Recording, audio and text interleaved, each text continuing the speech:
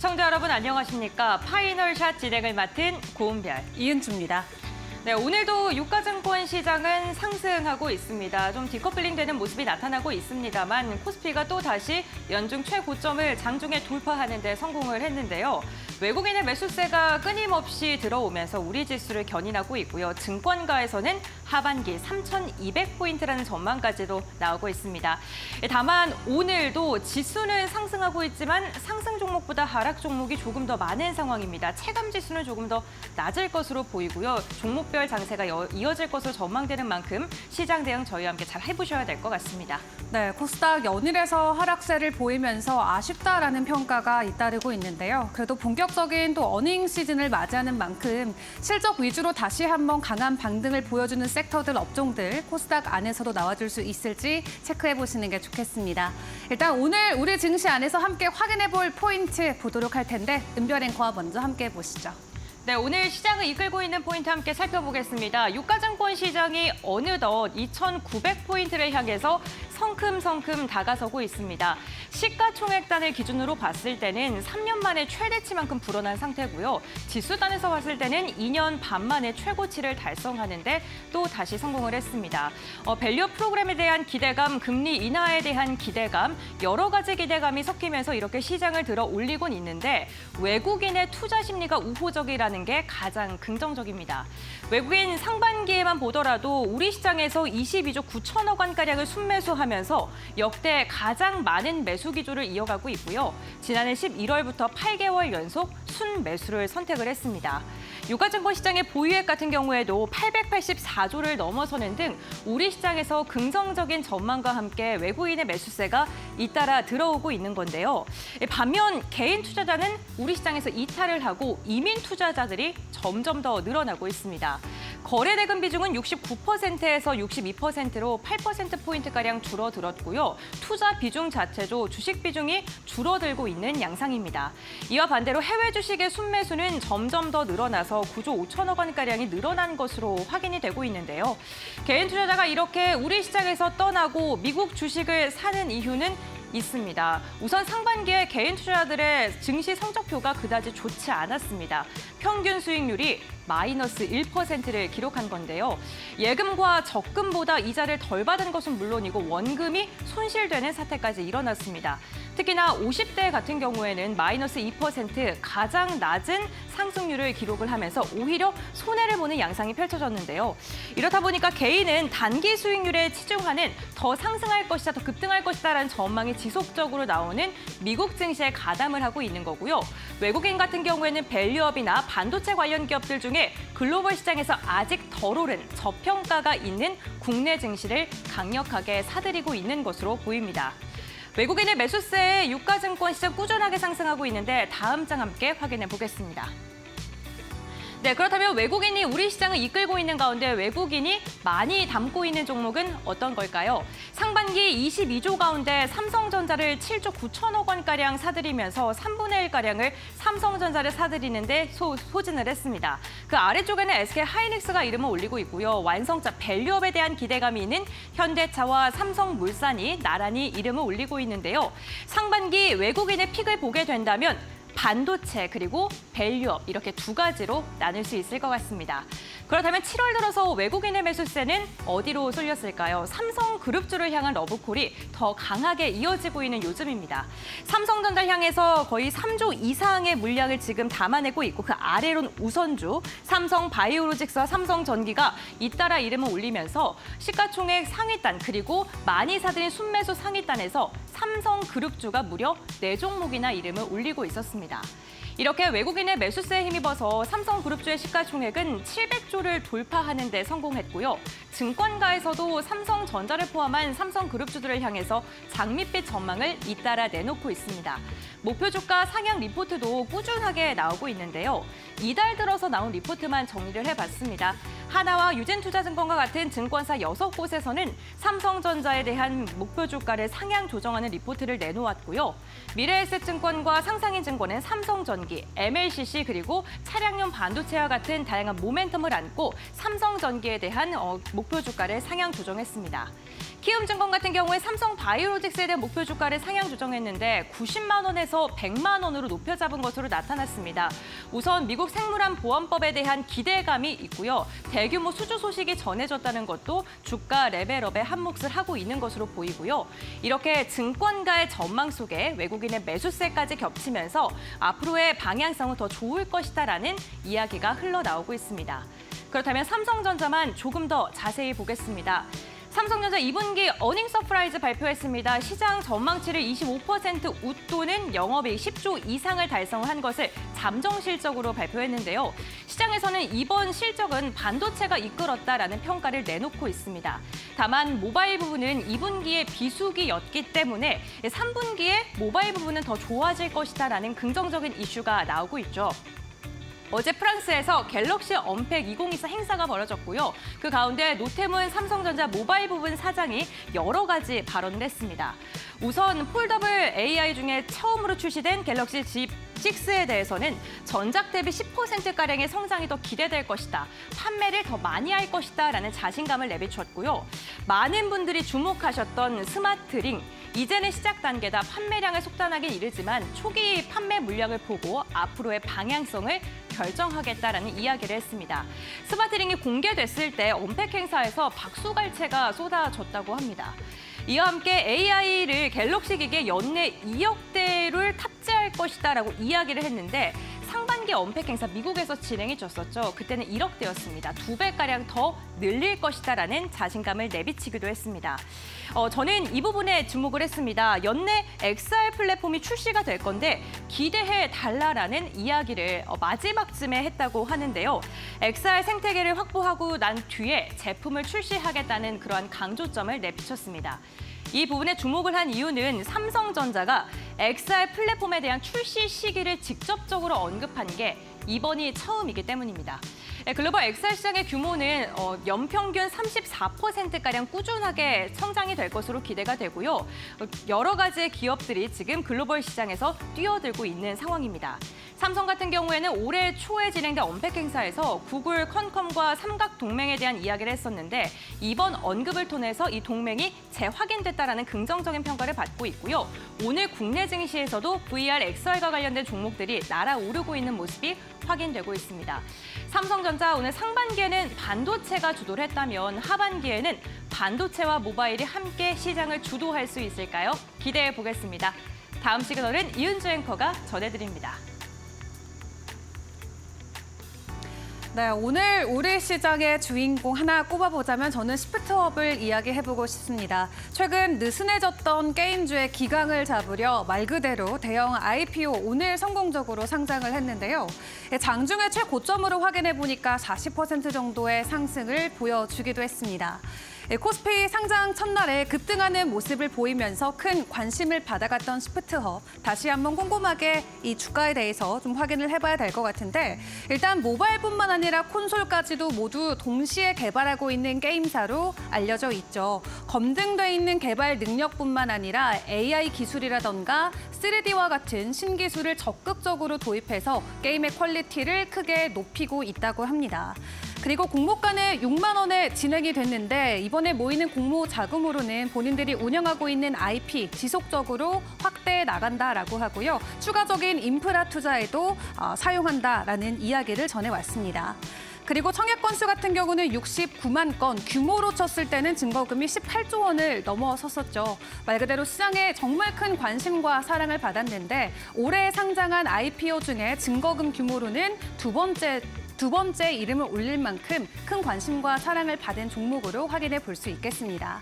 그럼 구체적으로 진행하고 있는 사업군과 최근의 매출과 영업이익 단에서는 우리가 정말 기대를 해봐도 좋을지 확인을 해봐야 될 것 같은데 사실 매출액 같은 경우는 작년에도 굉장히 긍정적인 흐름을 보였습니다. 영업이익률과 매출 모두 큰 폭의 상승 흐름을 보였는데 2022년에 출시했던 승리의 여신 니케가 말 그대로 글로벌에서 대히트를 치면서 2023년도의 매출과 영업이익을 크게 끌어올리는 주역의 역할을 해줬습니다. 퍼센티지로 놓고 봤을 때는 1000% 가까이 급등하는 모습을 보였다고 하는데요. 또 올해 추가적인 신작인 스텔라를 출시했기 때문에 올해 하반기 그리고 내년까지의 실적까지도 기대가 되고 있는 모습인 것 같습니다. 그렇기 때문에 게임주 안에서도 현재 시가총액 순위로 놓고 봤을 때는 단숨에 3위권까지 올라가는 모습을 보여주기도 했는데요. 이 시총 규모만 놓고 봤을 때는 현재 NC소프트와 등락을 오가고 있는 상황으로 파악이 되고 있습니다. 다만 더 긍정적인 부분은 시프트업 같은 경우는 해외 쪽의 매출에 굉장히 강세를 보이고 있다는 부분이 될 것 같고요. 국내 매출은 13% 정도인데 해외 매출이 85% 이상을 차지하면서 북미라든가 일본 그리고 대만, 홍콩과 같은 국가에서 큰 사랑을 받고 있습니다.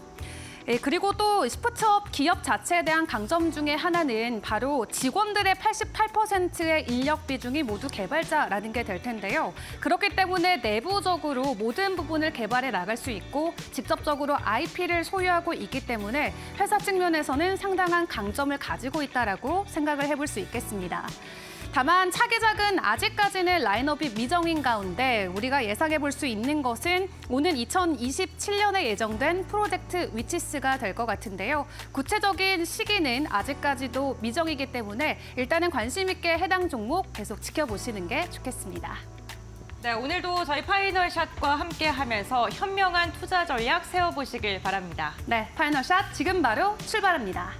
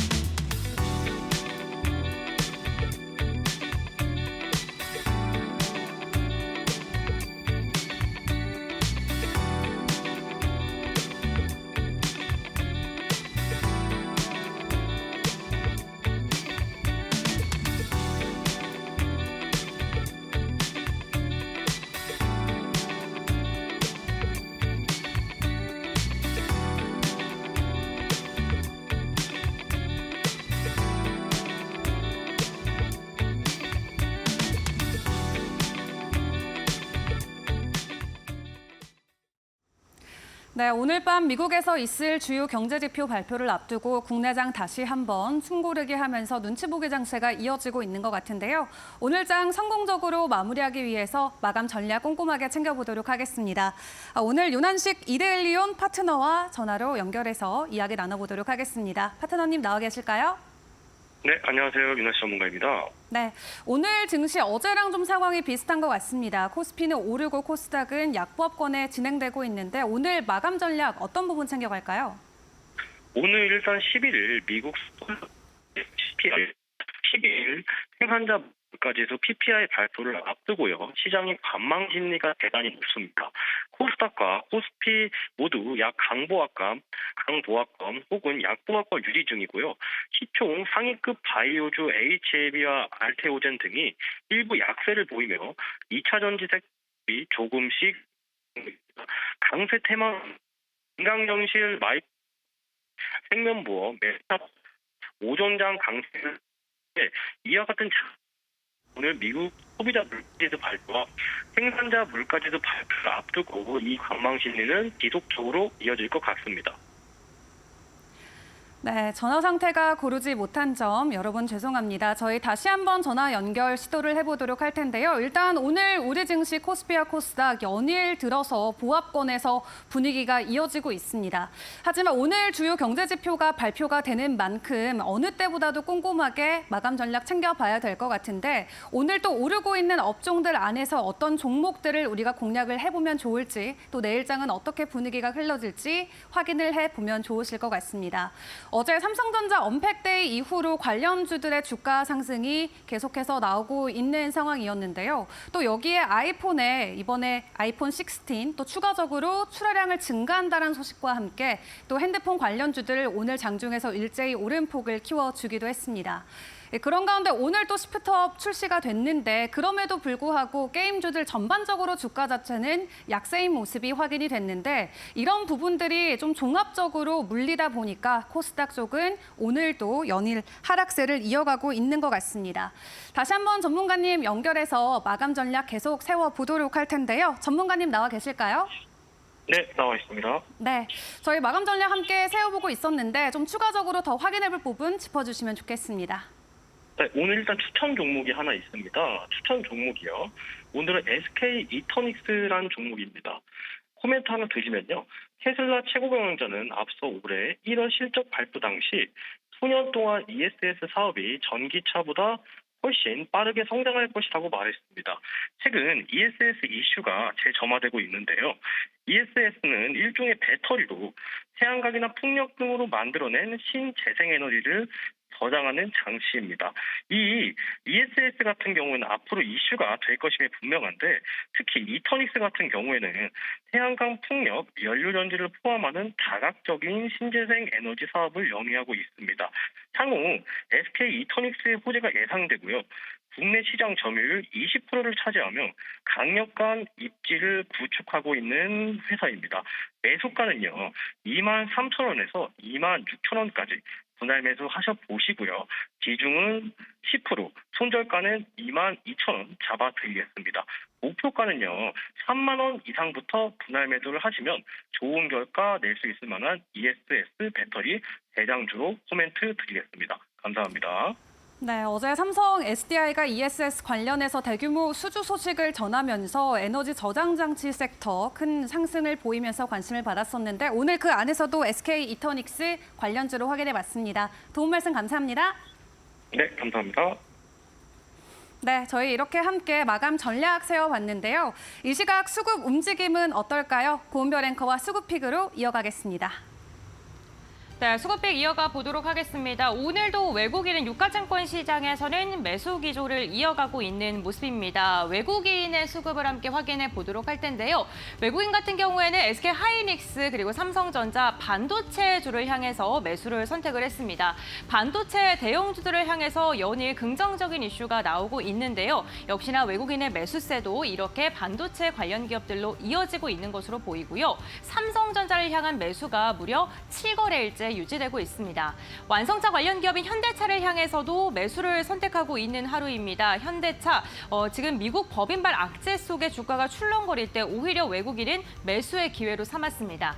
다음으로는 포스코홀딩스 살펴보도록 하겠습니다. 포스코홀딩스 역시나 최근에 저점을 딛고 반등하는 모습이 나타나고 있는데 포스코홀딩스 외국인의 매수세로 인해서 오늘 오랜만에 강한 상승이 나오고 있습니다.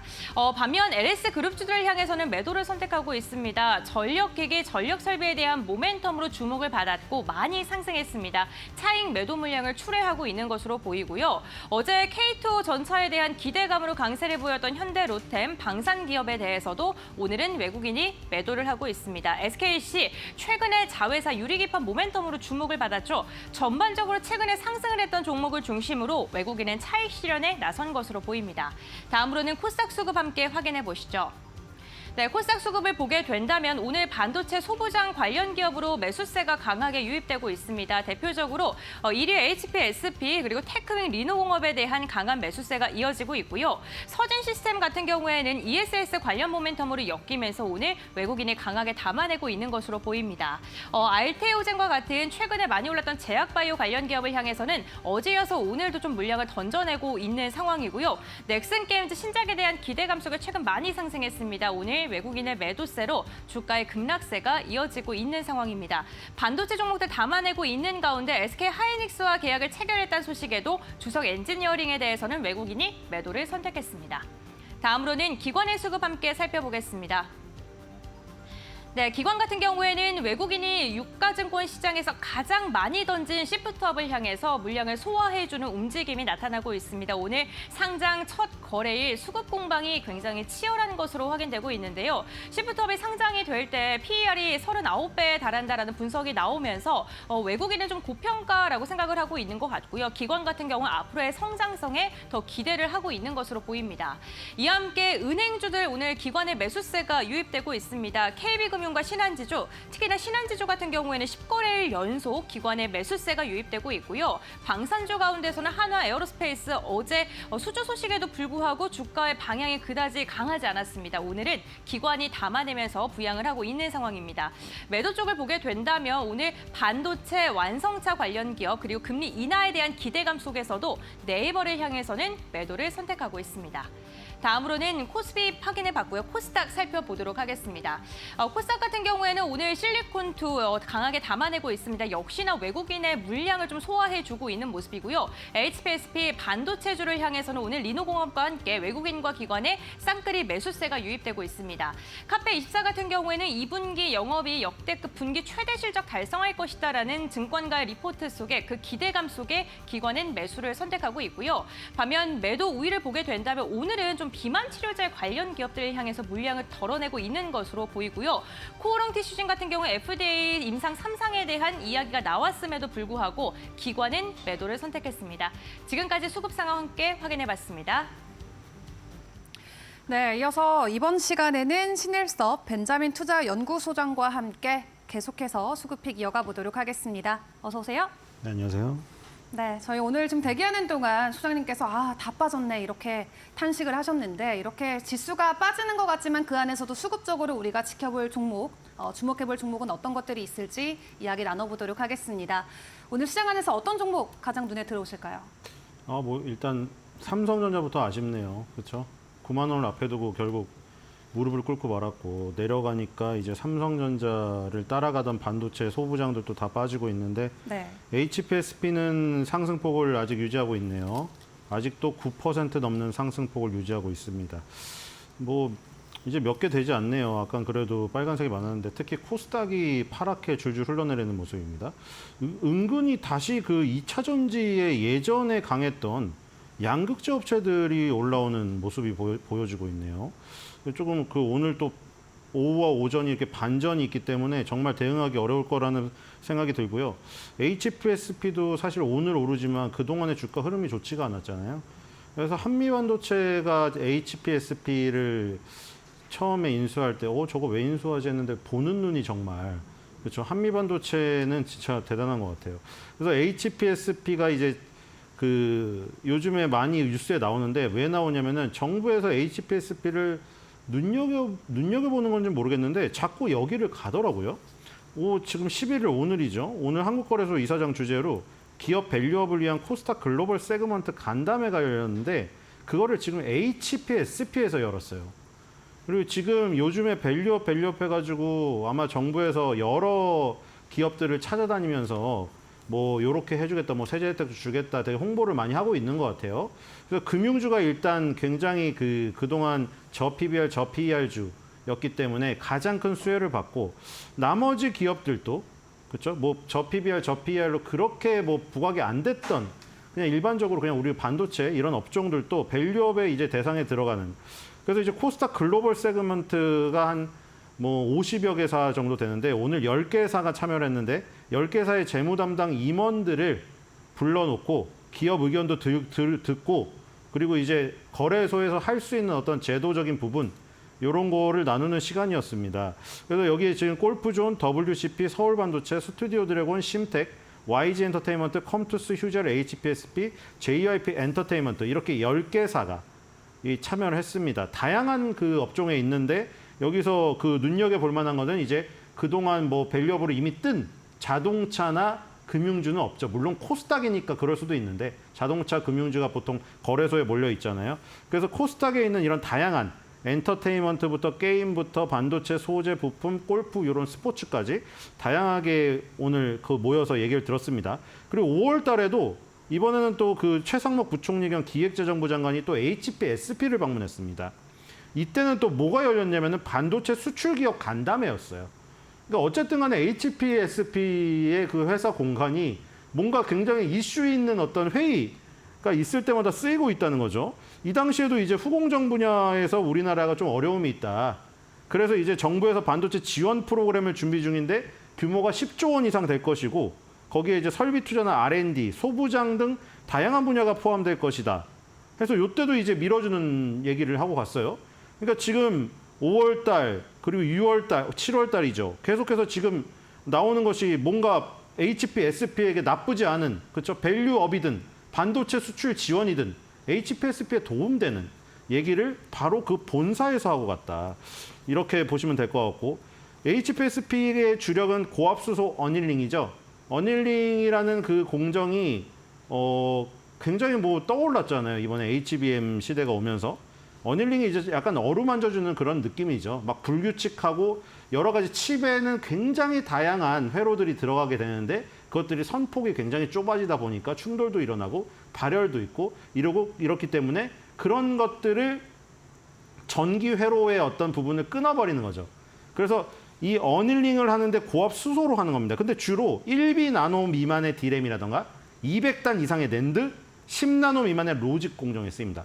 로직은 우리가 시스템 반도체, 그러니까 비메모리 반도체 쪽으로 분류가 할 수가 있겠고 D램이랑 낸드 플래시는 이 메모리 반도체잖아요. 근데 1B 나노가 그러니까 X, Y, G, A, B, C로 가기로 약속을 한 거잖아요. 암묵적으로. 그게 이제 한 10나노대에 진입을 하면서 그렇게 됐거든요. 그러니까 마이크론 테크놀로지랑 SK 하이닉스랑 삼성전자가 그냥 우리 14인지 15인지 13인지 그거 갖고 경쟁하지 말고 그거를 X, Y, G, A, B, C로 표현하자고 했어요. 그러니까 X, Y, G, A, B. 그러니까 B가 5번째잖아요. 10나노대 5세대 공정이라고 합니다. 대략 한 13, 12 정도 되는 것으로. 왜냐하면 삼성전자가 우리가 14나노 정도가 A라고 해버렸거든요. 14, 13. 그러니까 D램도 이제 좀 있으면 10나노 밑으로 떨어지는 거예요. 그래서 삼성전자, SK하이닉스, 마이크론 이 3사, D램 제조사 3사가 10나노대 5세대, 그러니까 1B 공정으로 전환 중이기 때문에 굉장히 지금 HPSP의 고압수소 어닐링 장비, 요게 더 활약을 할 수 있는 지금 여건이 되겠죠. 그러니까 D램은 선폭 미세화가 가속화되는 거고, D램의 아까 전에 말한 그 나노라는 게 여러 가지 회로의 선에 간격을 얘기하는 거잖아요. 그 간격이 5, 4, 3, 2, 1 줄어들고 0점대까지 줄어들어서 이제 붙어버릴 거예요, 이것도. 그리고 낸드 플래시는 고단화라고 하죠. 낸드 플래시는 쌓는 거니까. 물론 HBM이 D램의 일종이어서 D램도 낸드 플래시처럼 쌓는 시대가 왔지만 그 전에 D램은 선폭을 미세화한다고 해서 미세화라고 했죠. 선폭 미세화가 진행 중이고 낸드 플래시는 고단화가 진행 중이다. 200단 이상짜리, 200층 이상짜리가 지금 많아지는 거예요. 그러면 D램의 선폭이 미세화가 되고 낸드 플래시가 층이 올라가면 올라갈수록 어닐링 할 단위가 많아져요. 단계가. 그렇기 때문에 TSMC, 삼성전자, SK 하이닉스 이런 고객사를 갖고 있는 HP, SP 같은 경우는 굉장히 전망이 좋다. 이렇게 보시면 될 것 같습니다. 네, 좋습니다. 어제 TSMC 2분기 실적 발표 이후에 사실 반도체에 대한 기대감 오늘 상당히 있었는데요. 다만 장중에 반도체 관련주들이 일부 하락세로 전환이 되면서 좀 아쉬운 상황이 펼쳐지기도 했습니다. 그럼에도 불구하고 오늘 수석님과 함께 공략해보는 이 HP, SP 여전히 장중에 10% 가까운 상승 흐름을 유지해주고 있는데요. 앞으로의 동향도 함께 꼼꼼하게 체크를 해보도록 하겠고요. 이어서 두 번째 수급픽 종목도 받아보도록 하겠습니다. 또 어떤 종목 있을까요? 네, 시프트업입니다. 오늘 뭐 화제죠. 네. 뭐 상승폭은 많이 줄었네요. 19%로 많이 줄어버렸는데 일단 요즘에 뭔가 우리나라 K게임의 돌파구를 찾아야 되잖아요. 지금 다들 엉망진창이죠. 게임주 주가가. 그나마 크래프톤이 올라오고 있어서 야 결국에 원히트 원더지만 원히트 원더 그게 하나가 너무 강력하면 결국 살아남는구나. 우리 있잖아요. 배우들 또 작품 딱 하나만 흥행하고 그대로 사라져버린 사람 많고 가수들도 곡 하나 딱 인기 띄워놓고 은퇴해버린 가수 많고 맞죠? 그런 사람들을 원히트 원더라고 하거든요. 근데 그게 너무 명작이거나 너무 명곡이면 3, 40년이 지나건 50년이 지나건 그게 계속 회자가 되거든요. 네. 지금 예를 들어 배틀그라운드도 야 배틀그라운드 그거 하나밖에 없잖아 했는데 배틀그라운드만 계속 파가지고 결국 크래프톤은 주가를 지금 부양시켰거든요. 그 뒤에 넥슨 게임즈가 지금 급등하다가 오늘 급락했죠. 넥슨 게임즈가 디센던트라는 게임을 내놨는데 루트 슈터 장르예요. 그러니까 배틀그라운드는 TPS라고 할 수가 있겠죠. 트리플 퍼슨 슈터. 3인칭 슈팅 게임인데 거기에 RPG 요소를 넣어서 그 주인공이 레벨업을 하는 거예요. 그게 루트 슈터 장르예요. 그게 디센던트가 지금 스팀이라는 플랫폼에서 1위를 먹었고요. 그 다음에 시프트업이 등장을 했는데 얘도 총싸움 게임입니다. 지금 제일 흥행을 한 게 승리의 여신 니케거든요. 근데 요건 또 달라요. 배틀그라운드가 정통 게임이고 루트 슈터는 RPG 요소를 입혔죠. 근데 얘는 주인공들이 뭐냐면은 서브컬처 매니아들 계시죠. 일본 애니메이션풍인데 정말 비현실적인 가슴, 비현실적인 눈 사이즈 아시죠? 거기다가 옷은 깻잎 한 장 입은 것 같은 옷. 일본 미소녀들 있잖아요. 그런 미소녀들이 찰랑거리는 머리를 하고 나와가지고 괴물하고 총싸움 게임을 합니다. 정말 비현실적이죠. 근데 이게 먹힌 거예요. 지금 승리의 여신 니케가 그래서 대박이 났고 바로 상장하기 전에는 스텔라 블레이드가 여기서 완전히 활용 정점을 찍어버렸습니다. 이 스텔라 블레이드가 나오고 나서 완전히 이거 갓게임이다. 이게 우리나라 게임 맞아? 이 전에 피해 거짓이라고 네오이지에 있었거든요. 그게 소울 라이크류라고 합니다. 우리가 리니지류 하는 건 리니지 MMORPG를 베낀 게 리니지류예요. 그런 뮤나 이런 것들 비슷하잖아요. 근데 소울 라이크류라는 건 소울 라이크라는 게임이 있는데 뭐 여러 요소가 있는데 그것도 3인칭 게임인데 굉장히 난이도가 극악 난이도이고 약간 좀비 같은 것들이 달려들면서 적을 막 엄청나게 계속 내가 죽고 다시 리트라이해서 죽고 리트라이하고 밤을 새서 깬 다음에 성취감을 얻는 그런 게임들을 소울 라이크가 나오고 나서 다 소울 라이크류라고 해요. 근데 여기서도 틀린 거는 네오이지의 피해 거짓은 소울 라이크류 장르인데 그 남자 주인공이 남자든 여자든 정상적인 모습이에요. 물론 만화니까 게임이니까 인간하고 똑같진 않겠지만 근데 이거는 똑같아요. 뭐가 똑같냐면 승리의 여신 니케에서 했던 거랑 처형이 똑같죠. 서브컬처를 바탕에 깔고 있는 거예요. 그러니까 주인공들은 다 아까 전에 말한 비현실적인 몸매 사이즈의 일본 애니메이션 풍의 머리를 찰랑거리면서 또 나와가지고 괴물들이랑 싸우는 거예요, 이게 또. 근데 이게 두 개가 다 먹혀버린 거죠. 승리의 여신 니케는 트리플 퍼슨 슈터 슈팅 게임으로서 서브컬처가 먹혀버린 거고 이 스텔라 블레이드는 똑같이 서브컬처 주인공들이 등장을 하는데 소울 라이크류로 해서 먹혀버린 거예요, 지금. 그러니까 우리나라에서 이런 게임을 만든다고? 그래서 지금 어떻게 됐느냐? NC소프트 시총을 제쳐버렸거든요.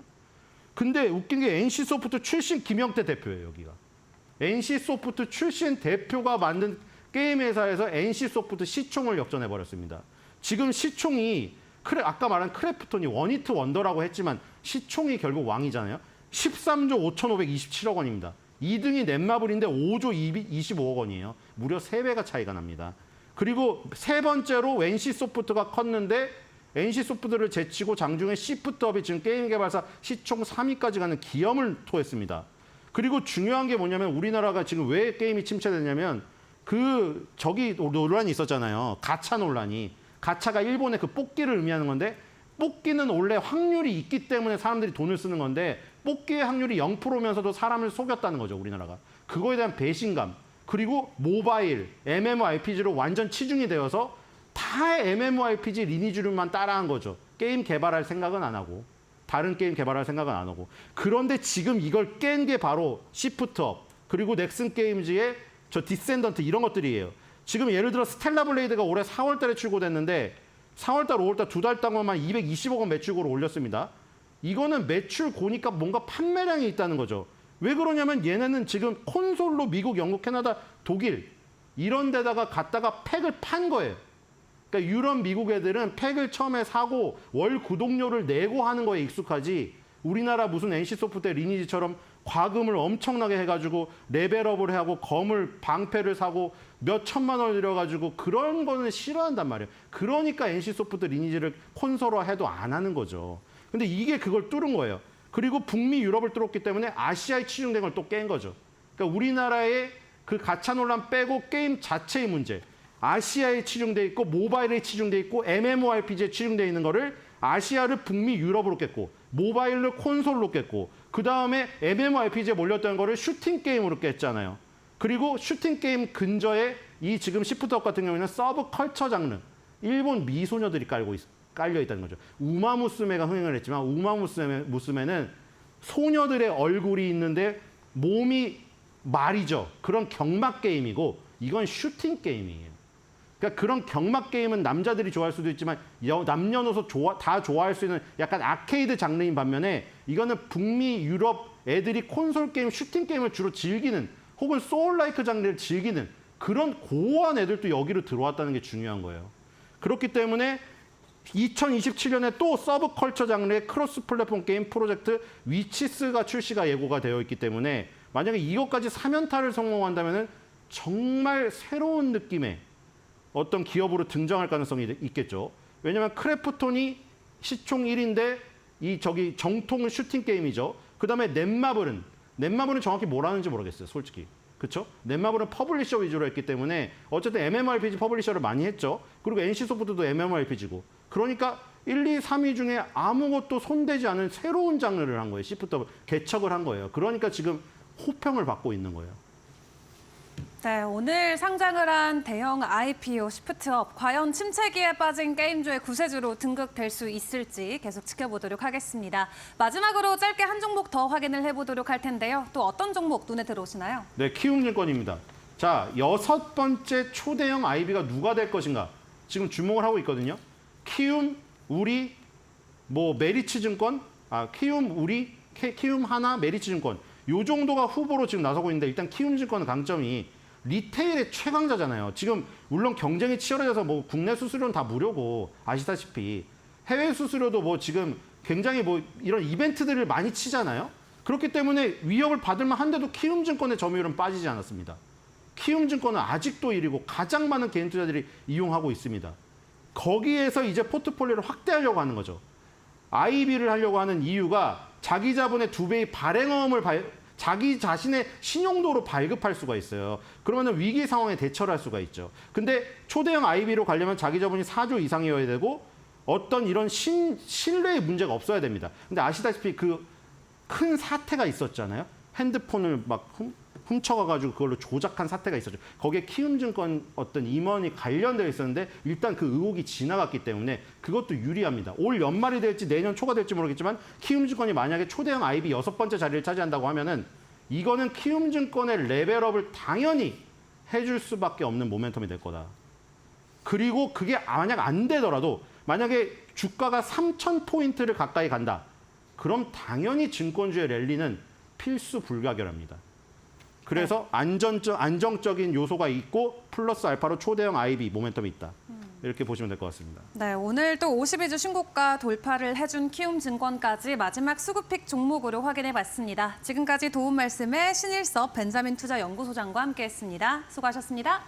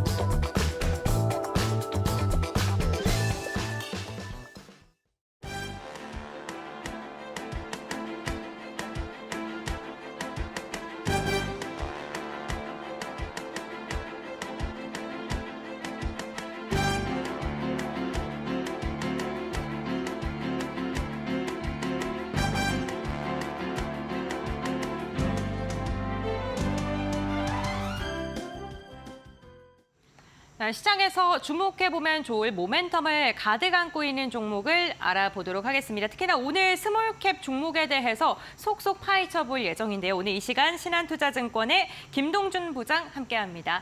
안녕하십니까? 네, 안녕하세요. 네, 오늘 어떠한 종목을 소개해 주실지 너무나도 기대되는데 오늘 종목 어떤 종목일까요? 예, 동국 SNC입니다. 2분기부터 이제 턴어라운드를 시작할 종목입니다. 실적 모멘텀이 있을 거고요. 글로벌 경제 증시에서 AI발, 인공지능발 전력이 이슈가 좀 되고 있습니다. 지금은 병목 현상이 컸던 전력망 투자 관련 업체들의 이슈가 되고 있지만은 근본적으로 발전에 대한 이슈가 좀 있을 것으로 보이고, 미국의 경우에는 미국의 금리 인하가 이를 더 촉발시킬 것으로 보이고, 또 우리나라하고 일본에서는 해상 풍력이 이걸 견인할 수 있습니다. 그래서 이와 같은 긍정적 재료가 부각될 동국 SNC가 되겠습니다.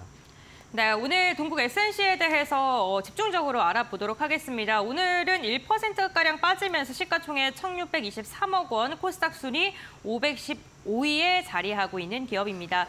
앞으로의 실적에 대한 기대감 좀 언급을 해주셨는데, 그렇다면 우선 어떠한 사업을 집중적으로 하고 있는지 사업 내용부터 설명해 주시죠. 예, 2009년에 코스닥 시장에 상장을 했으니까, 자, 풍력 발전에 위에 발전기, 블레이드, 날개가 돌아가는데 그거를 지탱해 주는 게 타워입니다. 네. 그래서 윈드 타워라고 하는데, 윈드 타워의 원조라고 이렇게 볼 수 있습니다. 자, 연결 기준으로 매출 비중을 한번 살펴본다면, 윈드 타워, 그리고 앞으로 사업의 확장이 예상되는 해상 풍력용 구조물까지 합하면 연결 기준 매출이 24%입니다.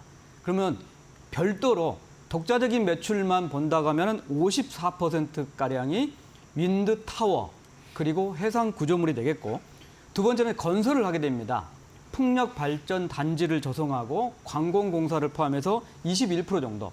그리고 자회사가 신한 풍력 발전을 통해서 발전을 하고요. 풍력 발전이 0.3%. 그리고 DK 동신이라는 자회사를 통해서 칼라 강판 사업을 하고 있는데, 이게 매출 비중이 55% 정도. 지금은 철강 매출이 좀 많다, 이렇게 볼 수 있습니다. 네. 현재는 철강 비중이 조금 더 많은데 윈드타워 부분을 좀 집중적으로 언급을 해주시는 것 같습니다. 어쨌든 풍력 발전 사업에 대한 기대감이 우리나라도 있고 유럽도 있고 글로벌 곳곳에서 지금 이어지고 있는 상황인데요. 지금 현황은 어떻고 또 앞으로의 전망은 어떨지 이 부분도 설명 부탁드립니다. 예, 윈드타워를 보면 이제 주로 영업은 어디서 하느냐? 네. 한국, 일본, 미국입니다.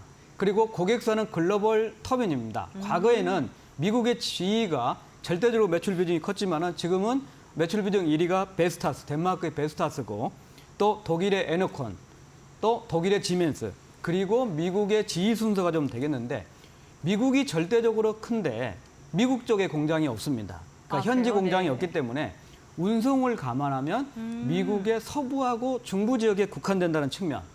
두 번째로는 미국이 지금 고금리 환경입니다. 왜 미국의 금리 인하가 수혜냐? 고금리 환경이 되다 보니까 풍력 단지 개발 착공이 다 지연되고 있는 상황입니다. 네. 자, 이런 차원에서 2008년에 3천억 원에 가까웠던 타워 매출이 네. 23년에는 856억으로 급감을 했습니다. 자, 금년 3월 기준으로 수주 잔고가 931억이기 때문에 이제 윈드타워 매출은 성장세로 전환이 된다는 측면입니다. 두 번째로는 이제 해상 풍력입니다. 과거에는 육상 풍력에만 집중이 돼 있었는데, 네. 이제 22년에 포항 영일만 신항만에 있는 공장 하나를 인수해서 100억가량을 추가 투자를 했습니다. 이 신공장을 통해서 해상 풍력 사업을 준비를 하고 있습니다. 자, 해상 풍력이라는 거는 육상은 타워가 있지만은 이 타워 밑에 구조물이 있겠습니다. 뭐 자켓 방식이 있고, 그 다음에 뭐 네. 기본적으로 모노파일 형태가 있겠지만은 어쨌든 해상은 발전기가 육상보다 3배에서 5배가량 훨씬 더 크고, 그리고 별도의 구조물이 필요한데 이 신공장을 통해서 준비를 하고 있고, 23년에는 이쪽 관련 매출이 100억 정도 발생을 했고, 27년부터는 우리나라하고 일본의 해상 풍력이 활성화되기 때문에 매출이 이 분야 해상 쪽이 급증을 할 거라는 측면입니다. 요약을 하자면 수주 잔고를 바탕으로 육상용 윈드타워는 매출이 증가세로 전환되고, 해상용은 새로운 모멘텀이 될 수 있고, 특히 구조물, 모노파일 쪽 매출이 크게 늘어날 거다, 이런 전망입니다. 네, 일본과 한국의 해상 풍력에 대한 앞으로의 성장성 말씀을 해주셨는데, 정부가 또 최대 5년간 100조가량을 투입할 계획을 밝히기도 한 만큼 앞으로의 성장 가능성에 대해서 이야기를 해주신 것 같습니다. 그런데 최근 2년간 보게 된다면 뭐 고금리 기조도 기조입니다만 실적이 그렇게 좋지는 않습니다. 대규모 영업 손실을 기록한 걸로 확인이 되고 있는데 뭐 특별한 이유가 있을까요? 예, 이제 원래부터가 철 구조물 쪽에서 시작을 했기 때문에 건설 비즈니스를 영위를 하고, 근데 이제 보통 이제 건설 분야 쪽은 풍력 단지를 개발해야 되기 때문에 네. 개발 공사를 하고 관공사 중심으로 했었는데 동국 SNC가 오피스텔 사업에 뛰어들었습니다.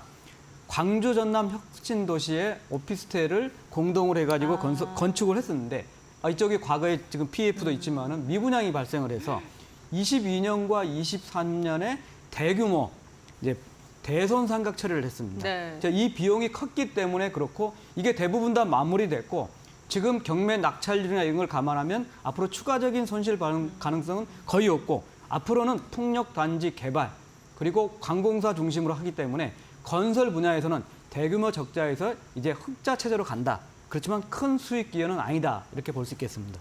여러 가지 사업을 영위하고 있는 가운데 오피스텔 부분의 미분양이 지금 재무제표상에서 2년간의 손실로 좀 찍힌 것으로 보이고 이게 더 처리가 되는 만큼 앞으로 실적 자체는 기대된다라고 이야기해 주셨습니다. 특히나 2분기부터 실적이 더 좋아질 것이다. 턴어라운드가 기대된다라고 지금 언급을 해 주셨는데 구체적으로 어떻게 실적이 전망되고 있는지 실적 전망치는 얼마 정도 나오고 있습니까? 예, 22년 이제 1분기에 20억 정도 영업이익 흑자, 2분기에 117억 정도 흑자를 기록하고 네. 3분기부터 내리 7분기 연속 영업 손실을 기록했습니다. 특히 1분기까지 이제 영업 손실을 기록했는데 2분기부터는 이제 조만간 실적이 밝혀지겠지만은 또 발표가 되겠지만은 좋은 실적이 예상되고 있습니다. 우선 말씀드렸듯이 누적된 수주 잔고를 네. 바탕으로 본업인 타워하고 구조물 매출이 크게 증가하기 때문입니다. 그리고 최근에 환율까지 수출 비중이 절대적으로 높기 때문에 환율까지 좀 도움이 됐기 때문에 2분기부터 흑자 전환이 되고 연간으로 본다면은 24년에는 4,100억 정도 연결 매출, 실제적으로 본다면 건설 매출이 22년에 1,100억, 23년에 820억에서 금년도에 500억 정도 줄어든 걸 감안하면 네. 본업인 타워, 윈드타워하고 구조물 매출이 크게 늘어가면서 영업이익도 세 자릿수로 기록할 것으로 보입니다. 2013년에 동국 SNC가 영업이익 92억을 기록하면서 2016년 256억까지 4년 연속 좋은 실적을 보였는데 네. 앞으로도 그런 실적의 흐름이 가지 않을까. 그래서 4,100억 정도의 영업이익 106억 정도. 그러면 23년에 손실이 318억이기 때문에 크게 좋아지고 이게 2분기부터 시작되고 구조적으로 좋아질 가능성이 크다. 이 영향은 미국의 금리 인하 효과 네. 그리고 우리나라하고 일본의 해상풍력 효과가 여기에 가세하기 때문이다. 이렇게 볼 수 있습니다. 네, 윈드타워가 미국에서 판매량이 굉장히 좋은데 고금리 상황 속에서 잠시 멈췄던 그 사업 투자가 금리가 인하되게 된다면 다시금 늘어날 것이다라고 긍정적으로 이야기해 주셨고요. 한국과 일본의 해상풍력 타워에 대한 모멘텀, 이로 인해서 2분기부터 실적의 개선세가 점점 더 가시화될 것이다라고 이야기해 주셨습니다. 아무래도 적자가 좀 지속적으로 이어지게 된다면 투자자분들께서 투자를 하실 때 고민이 될 수밖에 없는데 이 부분 체크해 주시면 좋을 것 같고요. 아직 뭐 가시적으로 실적의 전환이 딱 나오는 게 아니다 보니까 주가만 보게 된다면 주가의 방향성은 그다지 좋지 않습니다. 앞으로 주가 전망 어떻게 예상하시고 투자 전략을 어떻게 세워야 조금 더 현명하게 대처 가능할까요? 예, 제가 볼 때는 이제 7분기 연속 영업 손실을 기록했던 네. 부분은 주가에 충분히 반영되지 않았나 싶습니다. 자, 그러면 이제 2분기부터 실적이 좋아지고 앞으로 얼마나 좋아질 거는 이제 실적 공시가 되면서 또 네. 늦게 반영이 되지 않을까 좀 싶습니다. 주가가 이제 우선적으로 보면은 2009년에 코스닥에 상장했을 때 공모 가격이 11,000원입니다. 그때 공모에 참여했다가 만약에 매도를 못했다고 하면은 지금 오랜 시간 동안 지금 주식을 좀 들고 있는 케이스가 됩니다. 21년 이후에 현재 주가는 최저 수준이고요. 사상 최저가는 1,200원 정도로 기록했고 네. 52주 최저가는 2,630원 정도니까 현재 주가가 비슷하네요. 네. 52주의 최저가다 이렇게 볼 수 있겠습니다. 우선 2분기부터 흑자 전환을 시작을 해서 중장기적으로 우리나라하고 일본의 해상풍력의 대표적인 수혜주라고 된다면 주가도 터닝 포인트가 좀 될 거라는 측면입니다. 우리가 AI발 전력 이슈가 되는 게 지금 기본적으로는 전력 인프라, 전력망에 대한 관심이지만은 근본적으로 대규모 전력을 생산할 때가 어디냐는 측면입니다. 자, 지금은 이제 체코를 포함해서 원자력이고 또 궁극적으로 풍력은 원자력이나 수소하고 다르게 재생에너지라죠. 네. 공해가 없는 에너지를 무한정. 그러니까 쉽게 얘기하면은 바다 깊은 곳에 그러면 이제 뭐 민원도 없을 거고 또 바람의 입지가 좋은 상황인데 바람개비, 풍력 발전기가 계속 돌아가면은 선순환에서 계속 발전을 일으켰습니다. 그래서 해상 풍력은 모든 나라의 풍력 원인이 될 수가 있습니다. 자, 우리가 이제 전기차의 이슈에 떠나서 태양광, 풍력도 지금은 중국이 지배적 사업자입니다. 네. 세계 1위였던 베스타스도 중국에 밀려서 지금 3위 정도 하고 그래요? 있는 상황인데 네. 최근에 이제 베스타스의 실적 발표 상황을 보면은 1분기에 수주가 부진했습니다. 근데 2분기에 수주가 회복이 되고 있고 또 하반기부터는 더 좋아질 걸로 보이기 네. 때문에 자연스럽게 기자재인 타워 업체들에도 수주 릴레이가 이어질 것으로 보입니다. 자, 이제 몇 가지 불확실성이 있는데 가장 큰 부분이 이제 미국의 대선이죠. 과거에 이제 2020년 1월 달에 이제 주가가 이제 상당히 많이 올랐었는데 10월 달에 네. 주가가 가파르게 올랐었는데 이게 이제 민주당이 대선이 이제 확정이 되면서 민주당은 아무래도 친환경, 네. 재생에너지에 좀 친환경적이지만 미국은 구조적으로 대선 효과보다도 오히려 금리 환경이 더 크다. 그러니까 5년에서 7년의 대규모 프로젝트가 진행되는 해상풍력의 이슈는 금리 환경이 더 크기 때문에 오히려 지금 9월 달 금리 인하 확률이 73%까지 높아졌기 때문에 네. 금리 인하 환경이 좀 긍정적이다는 측면입니다. 또 일본의 해상풍력, 일본에 접근할 수 있는 회사이고 레퍼런스가 있기 때문에 수혜주다는 측면입니다. 자, 우리나라는 몇 가지가 있습니다. 우선 태양광에 실시했던 고정가격 입찰제를 풍력으로 연장을 확대를 시켰기 때문에 긍정적이고 두 번째로는 우리나라도 계획된 해상풍력 단지가 많습니다. 울산, 서남해, 신안. 네. 자, 이런 쪽들이 이제 건설 진행이 될 거고 마지막으로는 이제 결국은 산업 관련 측면에서 육성 정책이 필요하다는 측면입니다. 최근에 언론을 보면은 중국이 주도하고 있는 GWEC, 그러니까 세계 풍력 협회인데 네. 여기에 맞서서 GOWA라는 게 이슈가 되고 있습니다. 글로벌 해상풍력 연합이라는 게. 네. 자, 우리나라가 여기 이제 29개국 정도 가입됐는데 21번째로 가입할 거다. 이제 가입이 저는 가능성이 크다고 보는데 이럴 경우에는 이게 삼성의 파운드리 이슈죠. 네. 수탁 생산하는 거. 그러니까 풍력 발전에 전 세계적으로 본다면 기자재 수탁 생산 기지화가 우리나라가 될 가능성이 크다. 그렇다면은 새로운 신공장을 포항 항만에 있는 투자해서 육성하고 있는 동국 SNC는 수혜가 될 거다는 측면입니다. 또 베스타스의 주가 흐름도 있지만은 업종 대표죠. 과거에 적극적으로 뛰어들었던 CS 윈드 주가도 바닥권이기 때문에 자, 조심스럽게 요약을 하면 2분기부터 단계적으로 실적 모멘텀이 나타나고 우리나라, 일본의 긍정적인 모멘텀 그리고 미국의 금리 인하가 동국 SNC의 영업 환경에 수혜가 될 것으로 보이기 때문에 2분기 실적 발표 전후를 통해서 주가는 이제 충분히 상향하는 흐름으로 가지 않을까 이런 판단이고 지금 거래량이 대단히 적습니다. 네. 주가가 올라가는 종목들은 거래가 활발하고 네. 주가가 떨어지는 종목들은 주가도 부진하고 또 수익성 측면에서 되게 부진하기 때문에 투자자가 힘들지만은 오히려 포트폴리오 측면에서 이런 저평가된 주식을 담아놓고 또 풍력 발전에 한번 수혜가 기대되는 종목을 해본다면 충분히 좋은 투자 기회가 아닌가 이런 판단입니다. 네, 알겠습니다. 오늘은 동국 SNC에 대해서 자세히 알아봤습니다. 7개 분기 연속으로 영업이익이 좋지 않았는데 2분기부터 실적 개선이 기대된다라고 투자 포인트를 짚어주셨습니다. 특히나 금리 인하에 대한 기대감, 9월부터 금리 인하가 될 것이다라는 게 이제 글로벌 시장에서 미국에 대해서 이야기가 지속적으로 나오고 있는데 금리가 인하된다면 미국 시장의 투자가 더 늘어날 것이고 한국과 일본 역시나 해상풍력 쪽에서 수주가 이어질 것이다라고 이야기해 주신 만큼 앞으로의 투자 포인트 체크해 보시면 좋을 것 같습니다. 무엇보다 지금 52주 신저가 부근이라는 점, 밸류에이션 측면에서도 매력적이다라고 언급해 주셨으니까요. 동국 SNC 한번 잘 참고해 보시면 좋을 것 같습니다. 네, 오늘 도움 말씀 주신 신한투자증권 김동준 부장님과는 여기서 마무리하겠습니다. 오늘 말씀 고맙습니다. 감사합니다.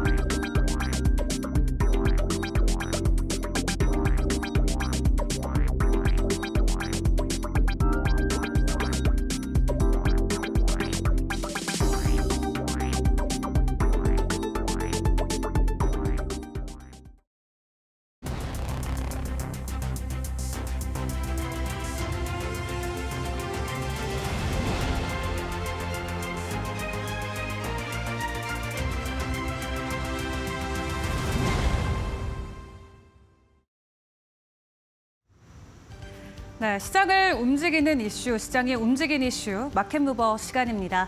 오늘 함께 확인해 볼 부분은 바로 나토 관련된 부분인데요. 현재 미국 워싱턴에서 실시간으로 진행이 되고 있습니다. 오늘 새벽까지 계속 진행이 되는데 잘 아시겠지만 나토란 정치적이나 군사적인 수단을 통해서 회원국들을 보호하는 기구를 의미를 하고요. 북미와 유럽 국가들 32곳이 포함되어 있는데 우리나라 같은 경우는 아시아권에 머물러 있다 보니까 나토의 본격적인 회원국은 아닙니다. 그럼에도 지속적으로 초청을 받아서 3년 연속으로 우리나라도 함께 참여를 하고 있는데 나토국에 들어가게 되면은 그 나라의 GDP의 최소 2%를 국방비로 배정을 해야 됩니다. 그렇기 때문에 최근에 우크라이나와 러시아의 지정학적 리스크에 가장 크게 노출이 돼 있었던 폴란드 같은 경우는 해당 국가의 GDP 무려 3% 이상을 국방비로 지출하고 있고요. 그리고 군사력 세계 1위인 미국 같은 경우도 3% 가까이 현재 국방비를 부담을 하고 있습니다. 나토 회원국 같은 경우는 작년에 1,800조 원을 국방비로 지출했다라고 하는데 이런 국가들의 총수들이 모여서 추가적인 간담회를 이어간다. 그 자리에서는 방산과 관련된 기대감이 나올 수밖에 없겠습니다. 그러다 보니까 이번 한 주 동안 방산 관련주들 나름 방긋 웃는 한 주가 됐었던 것 같은데요. 어제도 대규모 수주 소식을 전해왔던 종목들이 있었기 때문에 한 번 더 확인을 해보도록 하겠습니다. 먼저 하나 에어로스페이스 보시면 루마니아 국방부와 함께 1조 원이 넘는 수주 규모 소식을 전해오면서 어제 장중에 변동성을 보였고요. 오늘 또 추가적인 긍정적인 상승 흐름이 이어지고 있습니다. 이에 하나증권 같은 경우는 사실 2분기 매출 그렇게 기대해보지 못했을 것 같았는데 그럼에도 불구하고 긍정적으로 시장 컨센을 상회할 수 있을 것으로 이야기하면서 목표 주가도 긍정적인 부분에 제시를 해줬고요. 또 이어서 현대 로템 같은 경우도 어제 폴란드와 함께 이 K2와 관련된 신규 계약 체결서의 소식을 전해왔습니다. 오늘 장 초반에는 상승 흐름세를 유지하다가 오후 들어서는 하락세가 커지고 있는 모습인데 동일하게 2분기의 실적도 시장 컨센을 올라갈 것으로 보여지면서 목표 주가 증권가에서는 5만 원 선 제시를 해주고 있습니다. 또 다음 장을 통해서 계속 확인을 해보도록 할 텐데요.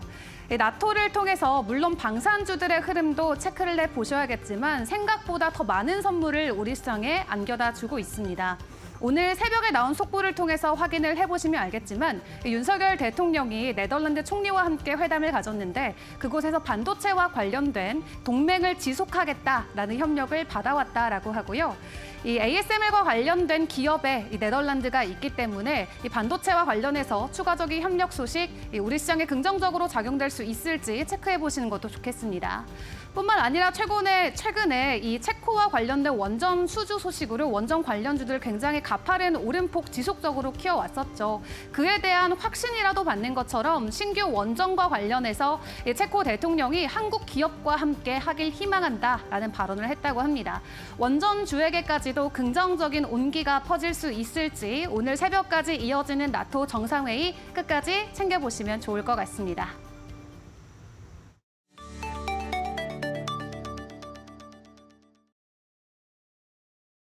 네, 시장을 움직이는 이슈 계속해서 확인을 해보도록 하겠습니다. 오늘 또 확인해볼 이슈 같은 경우는 이제 날씨도 더워지고 여름 휴가 계획을 세우시는 분들도 많이 계실 것 같은데 이런 시기일수록 쉽게 살을 빼면 좋겠다라는 생각을 하시는 분들이 많이 계실 것 같습니다. 이제 우리나라도 주사기를 통해서 살을 뺄 수 있는 나라로 등극할 수 있을 것 같은데요. 이 노보노디스크의 비만 치료제인 위고비가 국내 출시에 막바지 수순에 들어갔다라는 소식이 전해졌습니다.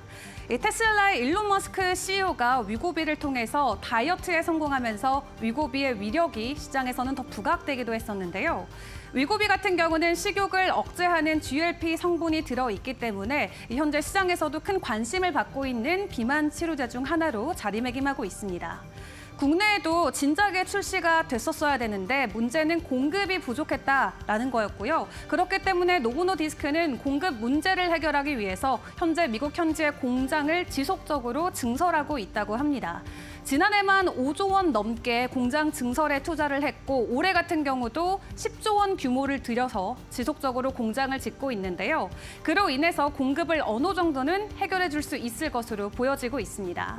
현재 옆나라 일본 같은 경우는 위고비가 이미 출시가 된 상황인데 일본에서 판매되고 있는 가격은 월 37만 원이라고 합니다. 다만 국가별로 적용되는 보험이 다르기 때문에 미국 같은 경우는 한 달에 180만 원 정도 가격을 내야 된다라고 하는데요. 우리나라 같은 경우는 그래도 어느 정도는 저렴하게 출시될 수 있을 것으로 기대감이 나옵니다. 비만 치료제 안에서도 굉장히 비싼 약으로 불리고 있지만 그럼에도 불구하고 우리 시장에 정말로 출시가 된다면 국내 시장의 비만 치료제 말 그대로 바로 1위로 올라갈 수 있을 것이다라는 전망이 나오는데요. 다음 페이지 통해서 현재 국내 시장 상황도 확인을 해보도록 하겠습니다. 국내 위고비가 출시되게 된다면 말 그대로 우리 시장을 장악하는 데는 시간 문제다라고 하고 현재 국내 비만 치료제 시장은 삭센다와 큐시미아가 두 강 구도로 굉장히 강하게 자리매김을 하고 있는데요. 그럼에도 불구하고 위고비의 임상 기간 안에서의 체중 감소율이 지금 한국에서 가장 인기가 있는 삭센다보다 2배 이상 높은 것을 확인할 수 있기 때문에 사람들이 다 위고비로 마음을 돌릴 수 있다는 것에 큰 확신을 갖고 있는 것 같습니다. 그 외에도 우리나라 기업들도 비만 치료제를 개발하는 기업들이 많이 나오고 있는데 가장 강력한 기술을 가지고 있을 게 한미약품으로 현재 예상이 되고 있죠. 다만 2028년이 돼서야 비만 치료제 출시 전망이 나오고 있는 만큼 아직까지는 시간이 필요하다는 거 그리고 지금 출시가 된다면 위고비가 국내 시장까지 장악할 수 있다는 부분을 확인을 해보시는 게 좋을 것 같습니다. 다음 페이지 이어서 확인을 해보도록 하겠습니다. 하지만 비만 치료제 시장 이제 시작이다라는 평가들이 많습니다. 지속적으로 시장의 전망치가 우상향되고 있는 상황이고요. 2030년까지 연평균 50%의 성장률을 보여주는 산업으로 기대가 되고 있습니다. 그렇기 때문에 우리나라도 이제 막 개화기다라는 평가를 받고 있는데 최근에도 여러 종목들이 비만 치료제 테마에 묶이면서 급격한 가격 상승을 보여왔는데요. 이 위고비 출시로 인해서 국내 제약주들 오히려 순항이 아닌 어려운 길을 걷지 않을지 또 우려감도 동시에 있는 것 같습니다. 앞으로의 시장 상황도 계속 저희와 함께 체크해 보시죠.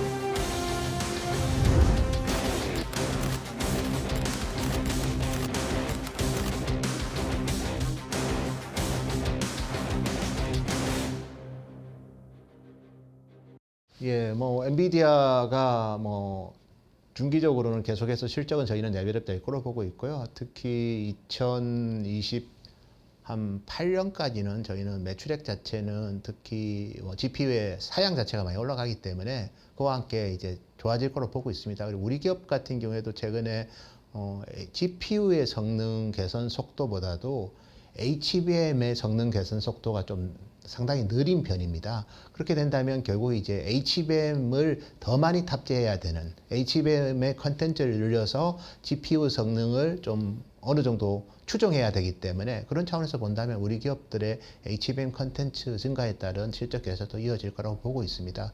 다만 이제 정말 HBM 비중이 높은 회사들은 그 엔비디아의 주가 그런가 어느 정도 연동되겠지만 상당히 HBM 매출 비중이 낮은 레벨이거나 아니면 뭐 좀 저희가 봤을 때 진행만 하고 있는 상태라고 한다면 그런 기업들은 좀 구분해서 볼 필요가 있을 것 같습니다. 지금 가장 이제 밸류체인상 정점에는 AI라고 하는 게 크게 있는 거고요. 국내에서 이제 수혜를 볼 수 있는 거는 아무래도 반도체 중에서 최근에 이제 가장 인기 있는 HBM이 이제 인기가 될 수밖에 없는 거고 지금 여전히 수요가 굉장히 많은 편입니다. 반대로 공급은 좀 적은 편이에요. 그렇기 때문에 지금 SK 하이닉스가 엔비디아의 HBM을 지금 납품하고 있지만 삼성전자, 그다음에 미국의 마이크론도 계속적으로 퀄 테스트를 하고 있는 거고요. 최근에 이제 삼성전자 그 약간 노이즈가 발생됐던 것들, 뭐 퀄 테스트 통과를 못했다. 그래서 2분기 양산한다고 했던 것들이 지금 늦어지고 있다. 이런 이야기 있었는데 결론적으로는 수요 측에서 지금 공급 측에 계속 부탁을 하는 입장입니다. 빨리빨리 좀 준비해서 납품해줬으면 좋겠어라는 지금 이야기들이기 때문에 전반적으로 이 HBM을 비롯해서 국내 반도체 기업들이 수혜를 본다라고 보시면 되겠고 지금 이 시점에 볼만한 기업으로 개인적으로 삼성전자를 좀 봐야 된다라고 말씀드리고 싶습니다. 다들 아시겠지만 SK 하이닉스가 먼저 치고 나간 건 맞아요. 그러니까 먼저 지금 앞서 있는 건 맞는데 그리고 주가도 그만큼 많이 반영되어 있는데 지금 삼성전자가 결국 후발 주자로서 나름대로 포지션을 찾아갈 거고요. 삼성전자가 엔비디아에 납품을 시작하면 중요한 건 이게 되는 겁니다. 물량인데 물량은 아마 삼성전자가 더 많을 수도 있어요. 그러니까 지금 하이닉스가 문제가 되고 있는 건 양산, 그러니까 생산에 대한 캐파가 부족한 부분이에요. 그래서 하이닉스는 지금 수율을 끌어올리는 거에 초점을 두고 있는 거고요. 삼성전자는 아직 납품을 못해서 그렇지 납품이 되기 시작하면은 양산, 수량은 더 많을 수 있기 때문에 그러면 삼성전자도 이제 결국에는 HBM을 납품한다는 이 이벤트와 함께 주가는 올라갈 수 있다. 그 관점에서 지금 관심 있게 볼 만한 대형주에서 삼성전자를 좀 봐야 된다고 말씀드리고 싶습니다.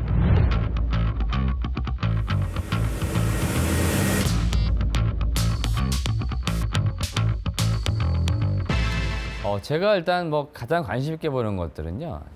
그동안 우리가 장비에서 대표적으로 한미반도체를 많이 이야기했습니다. 그러니까 한미반도체가 주목받고 있는 거는 그 본딩, 그러니까 반도체 칩이 만들어진 상태에서 붙이는 과정에서 이제 가장 핵심이 되는 장비이기 때문에 그 한미반도체 주목을 받은 건데 한미반도체는 개인적인 투자 판단상으로 약간 좀 비싸다는 생각을 가지고 있습니다. 그래서 한미반도체가 당장 뭐 주가가 내려오거나 그럴 것 같지는 않지만 한미반도체가 지금 가격적으로 부담이 있기 때문에 개인적인 투자 성향상 좀 저평가된 기업을 찾기 마련인데 이렇게 놓고 볼 때는 결국에는 삼성전자, SK 하이닉스 뭐 다양한 그 기존의 전통적인 밸류체인에 있는 기업들을 우리가 봐야 된다 그런 말씀 드리는 거고 저는 개인적으로 후공정단에서 하나마이크론 같은 기업을 좀 많이 봐야 한다는 말씀 드립니다. 하나마이크론도 사실은 SK 하이닉스 밸류체인에 있는 기업이고 실제 원래는 사실은 삼성전자가 더 주요 고객사였습니다. 그렇기 때문에 하나마이크론 같은 후공정 업체들이 또 주목을 받는 시기가 올 거고요.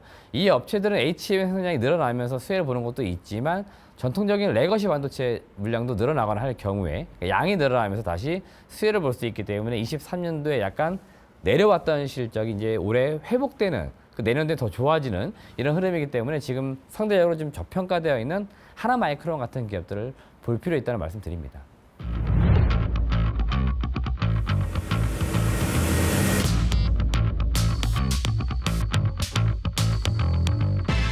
HBM이 이제 DRAM 캐파를 HBM3, 3E 기준으로도 많이 잡아먹습니다. 그래서 DRAM 웨이퍼 캐파 일반 DRAM 대비 HBM이 DRAM 캐파를 한 3배 정도 당연히 사용을 해야 되기 때문에 HBM 호황에 따른 범용 반도체의 공급 부족 현상이 벌써부터 나타나고 있고 그게 지금 현재 지금 범용 반도체의 유닛 기준 수요는 안 좋습니다. 그렇지만 지금 가격은 그 수요 대비 상당히 양호한 이유라고 보고 있고 또 이와 같은 현상은 향후에 이제 HBM의 단수가 많아지고 그리고 HBM을 만들기 위한 그 이치 각각의 다이의 덴서티도 올라갈 수 있기 때문에 이와 같은 현상은 좀 더 심화되지 않을까 그렇게 보고 있고요. 더불어서 이제 생성 AI 서비스 확대에 따라서 AI 서버에 들어가는 서버 디램 모듈의 컨텐트 그리고 AI PC 수요 증가에 따른 또 PC에 들어가는 또 AI 메모리 반도체의 컨텐츠도 같이 올라가고 있기 때문에 이런 부분들이 상호 순환 작용하면서 범용 반도체의 호황까지도 이끌고 있지 않나 그렇게 저희는 분석하고 있습니다. 그래서 최근에 되게 아이러니컬한 게 DDR4보다 DDR3 가격이 뭐 더 높다는 이야기 나올 정도로 그러니까 그만큼 전통적인 제품들 그러니까 그쪽에서는 공급량 자체가 줄어들어 버리는데 수요는 여전히 있는 거죠. 그러다 보니까 가격이 올라오는 현상이 지금 레거 쪽에서 있는 겁니다. 그렇기 때문에 HBM이 시장의 이제 화두고 중심인 건 맞고 결국 이제 삼성전자, SK하이닉스가 이쪽도 이제 다른 쪽, PC라든지 서버, 전통적인 그 수요 쪽에서 수요가 생기게 되면은 생산량을 늘릴 수밖에 없기 때문에 자연스럽게 양을 못 늘릴 경우에는 가격은 올라가는 현상, 그런 것들이 최근에 지금 전망으로 나오고 있는 겁니다. 일단 제가 보는 관점에서는 그 반도체 장비군 중에서는 뭐 유니셈이나 그 다음에 GST, 그리고 최근에 제가 신규로 지금 발굴한 기업 중에 하나가 GMBS 에코, 이런 기업들입니다. 이런 기업들은 실제로 HBM, 뭐 DRAM, 뭐 비메모리 다 관계없이 그 전방시장 설비 투자가 들어갈 때 기본적으로 설비가 들어가는 장비군이에요. 그렇기 때문에 이쪽 업체들이 지금 전방시장 이제 투자를 어떻게 보면 기다리고 있는 거죠. 그렇기 때문에 지금 좀 수혜를 보지 않을까 예상되고 있고, 기존에도 실적이 좀 잘 나오고 있습니다. 그러니까 펀더멘탈 받쳐준 상태에서 각 기업별로 지금 모멘텀이 하나씩 좀 다 달리 있어요. GST 같은 경우는 액침 냉각고 최근에 이슈가 됐죠. 그 다음에 GMB 에세코 같은 경우에는 무폐수 스크러버, 이런 것들은 독자 개발이거든요. 근데 또 하이닉스에 또 전략 납품할 가능성이 매우 높아요. 이런 기업들은 펀더멘탈 되는데 알파, 모멘텀이 지금 있기 때문에 전통적인 반도체 장비군 중에 이런 기업들 보면 좋겠다고 말씀드리겠고, 소재단에서는 BCNC라는 기업 제가 작년 7월 탐방 갔는데 이미 작년 11월 4분기부터 SK하이닉스의 일부 자체 생산 제품을 납품 시작했습니다. 요게 올해 1분기에는 삼성전자, 아마 하반기에는 인텔, 이런 식으로 좀 확장될 겁니다. 그러니까 이런 기업들도 기본적으로 소재 업체인데 실적이 작년에 많이 빠졌거든요. 이런 기업들이 올해 좀 반등을 한다라고 보시면 될 것 같습니다.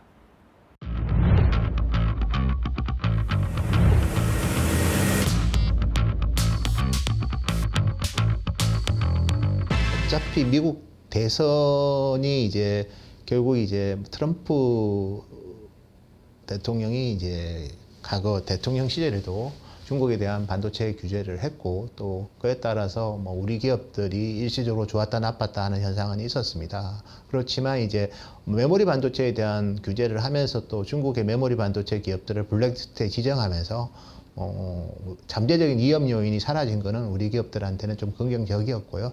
다만 이제 중국이 이런 투자 규제에 따라서 투자가 이축되면서 또 전체적인 메모리 반도체 수요가 일시적으로 줄어든 거는 좀 부정적이었습니다. 다만 지금은 범용 반도체보다는 AI 반도체가 워낙 중요하기 때문에 전 세계적인 AI 데이터 센터 투자가 저희는 계속해서 뭐 매년 증가할 것으로 예상을 하고 있습니다. 이에 따라서 우리 기업들은 사실 이번 결과에 그렇게 영향을 받지 않지 않을까, 그렇게 예상하고 있습니다. 지금 이제 시장에서 AI 산업의 어떤 성장과 함께 많은 기업들이 이제 관련 섹터 관련 주라고 이제 올라오고 있는데요. 대체로 대부분의 이제 기업들 섹터가 다 맞는 말입니다. 그러니까 기본 단에서 보시면은 결국 전력에 대한 수요가 이제 증가하는 그 전제 조건이 깔려 있는 겁니다. 그렇기 때문에 AI뿐만 아니고 앞으로 전기차도 더 많아질 거잖아요. 그러면 전기에 대한 수요는 더 많아질 거니까 기본적으로 지금 전력과 관련된 전력 설비주들이 강한 거는 당연한 겁니다. 그렇게 놓고 볼 때는 이제 전력에 대한 어떤 그 공급을 늘릴 수 있는 쪽에서 친환경 쪽, 태양광이나 풍력, 그다음에 최근에 좀 시장에서 좀 주목받았던 수소연료 전지, 이런 쪽이 주목을 받을 것 같아요. 그러면 기본적으로 전력 설비와 그다음에 전력을 생산할 수 있는 전력 발전원, 이런 쪽에서 우리가 관심을 좀 두자는 말씀을 드릴 것 같습니다. 일단 풍력 쪽에서 가장 관심 있게 볼 기업은 CS 윈드라고 봅니다. 지금 미국의 이제 전력 계획 이런 것들이 5월에 발표가 됐는데요. 기존에도 뭐 미국 기준 동부 쪽에 지금 많은 해양 관련된 해상 풍력을 지금 단지를 짓고 있습니다. 글로벌적으로 이 해상 풍력이 이제 지어질 때 터빈 메이커사들이 대부분 그 아래단에 있는 기업들에게, 밸류체인에 있는 기업들에게 발주를 주는데, CS 윈드가 풍력 이제 타워를 만들기 때문에 가장 이제 크게 수혜를 본다라고 보시면 되겠고, 전 세계적으로 가장 큰 캐파를 가지고 있습니다. 결국 이쪽도 장치 산업이라서 미리 캐파를 늘어놓지 않으면은 수주가 왔을 때 대응을 못 합니다. 그러니까 이거를 지금 미리 준비하고 있는 게 CS 윈드니까 풍력 쪽에서는 CS 윈드를 보시면 될 것 같고, 수소 연료 전지는 지금 두산 퓨얼셀, 최근에 SOFC 타입이라고 하는 고타입 형태의 제품을 개발하는 기업이 국내에서 미코라는 기업이 있습니다. 미코는 정확하게 자회사 미코 파워가 해당 수소 연료 전지를 오래전부터 개발해 왔습니다. 2008년부터. 이런 기업들이 장차 이제 수혜를 볼 수밖에 없다라고 보시면 될 것 같습니다.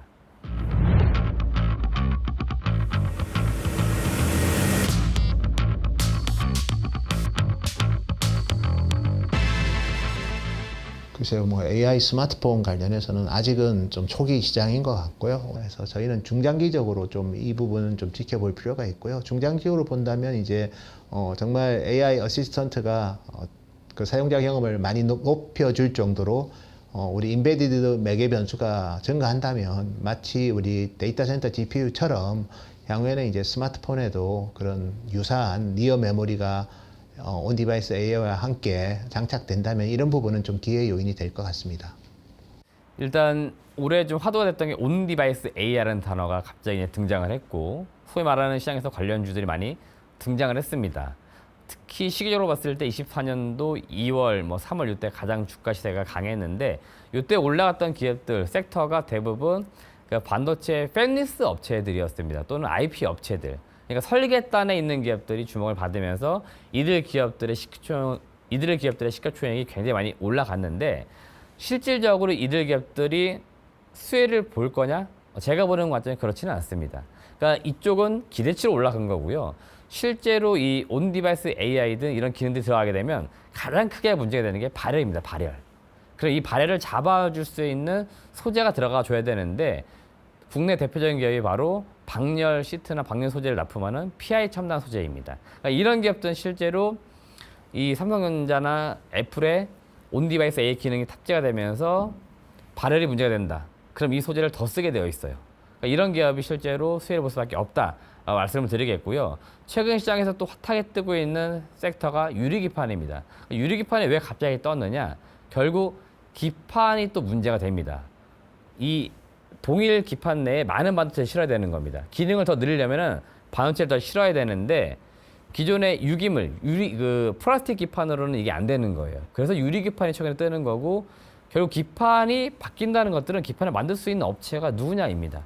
그러면 당연히 SKC나 삼성전기, LG이노텍 이런 기업들이 실제로 수혜를 보는 거다라고 저는 의견을 드리고 싶고 연초에 관련 주라고 올랐던 기업들은 실제로 실익은 거의 없을 거다. 그러면 그 기업들, 그쪽 섹터는 지금 굉장히 과도하게 고평가되어 있는 거고요. 그럼 서서히 주가는 좀 내려올 수밖에 없는 거고 실질 이익이 나는 기업들은 전방 업체들이 움직이면서 매출 이익이 나면서 서서히 그 효과가 나올 거다. 그렇게 놓고 볼 때는 이런 기업들 주목하시면 될 것 같고 지금 시점, 그러니까 6월인데 하반기 결국 아이폰 16이 나오게 되면은 온 디바이스 AI 관련된 섹터가 또 움직일 수밖에 없습니다. 그렇게 놓고 볼 때는 애플 밸류체인에 있는 LG 이노텍, BH 이런 기업들을 지금 우리가 계속 관찰을 해야 되는 겁니다.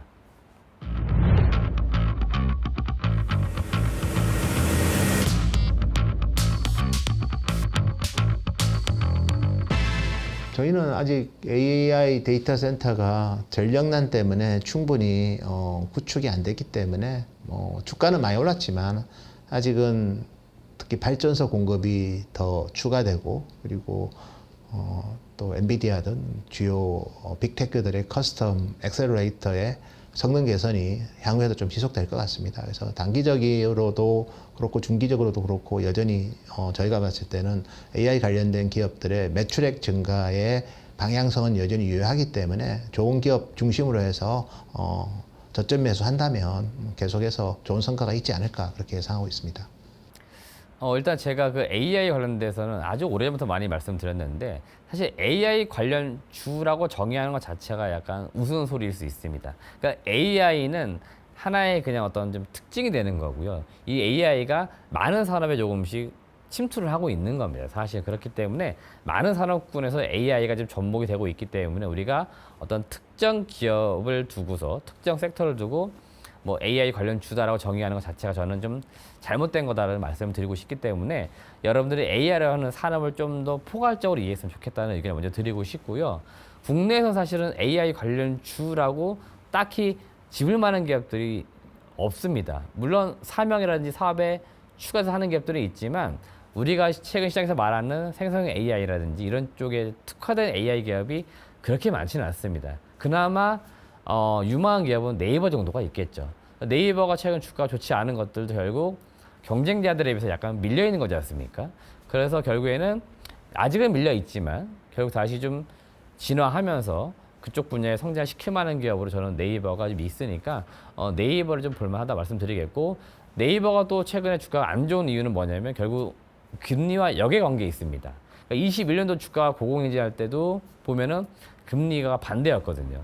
금리가 결국 많이 올라가는 과정에서 내려왔던 기업이 금리가 내려가게 되면 올라갈 수 있다. 그렇게 놓고 볼 때는 네이버가 지금 그런 금리 인하에 따른 수혜주도 되는 거고, 실제로 이익도 상당히 좋습니다. 매년 이익은 증가하니까 펀더멘탈은 크게 의심할 필요가 없다. 그리고 뭐 성장할 수 있는 새로운 산업들이 계속 더해지고 있으니까 그런 쪽을 주목해 보면 네이버가 대형주에서는 좀 볼만하다고 말씀드리고 싶습니다.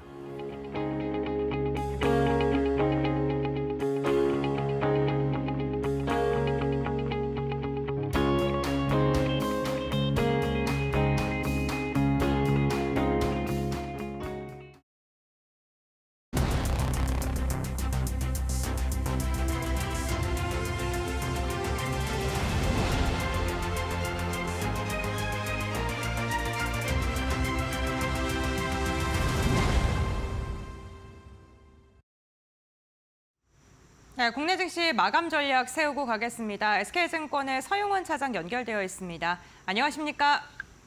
네, 안녕하세요. 네, 우리 시장 시초 대비 동력이 다소 떨어지는 것으로 보이는데 마감 전략 어떻게 접근해야 될까요? 네, 맞습니다. 지금 현재 시장의 흐름들을 보면 오늘 그래도 반도체 섹터들을 중심으로 해서 시장이 좀 상승세는 좀 이어져 줬습니다만 장막판에 좀 탄력이 좀 둔화되는 모습들을 보였고, 특히나 아침에 강했던 애플의 XR 관련된 종목군들이 오후장에는 좀 윗꼬리를 달리면서 특히 코스닥 쪽에서는 좀 오히려 하락 전환하는 모습들까지 나타나주면서 아주 좀 아쉬운 시장이 아니었나 싶습니다.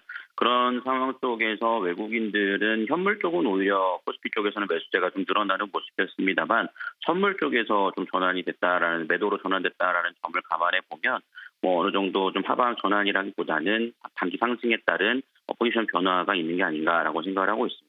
2,900선을 앞두고 있는 상황에서 추가적인 모멘텀을 만들어내기 위한 좀 쉬어가는 자리가 나올 수 있다라고 좀 보실 수가 있기 때문에 그런 점들을 좀 감안해서 좀 보셔야 되겠고요. 아무래도 이번 주에 있을 뭐 CPI 지표에 대한 부분들을 좀 확인을 하면서 시장이 좀 더 방향성을 다시 잡아가지 않을까라고 전망을 하고 있습니다.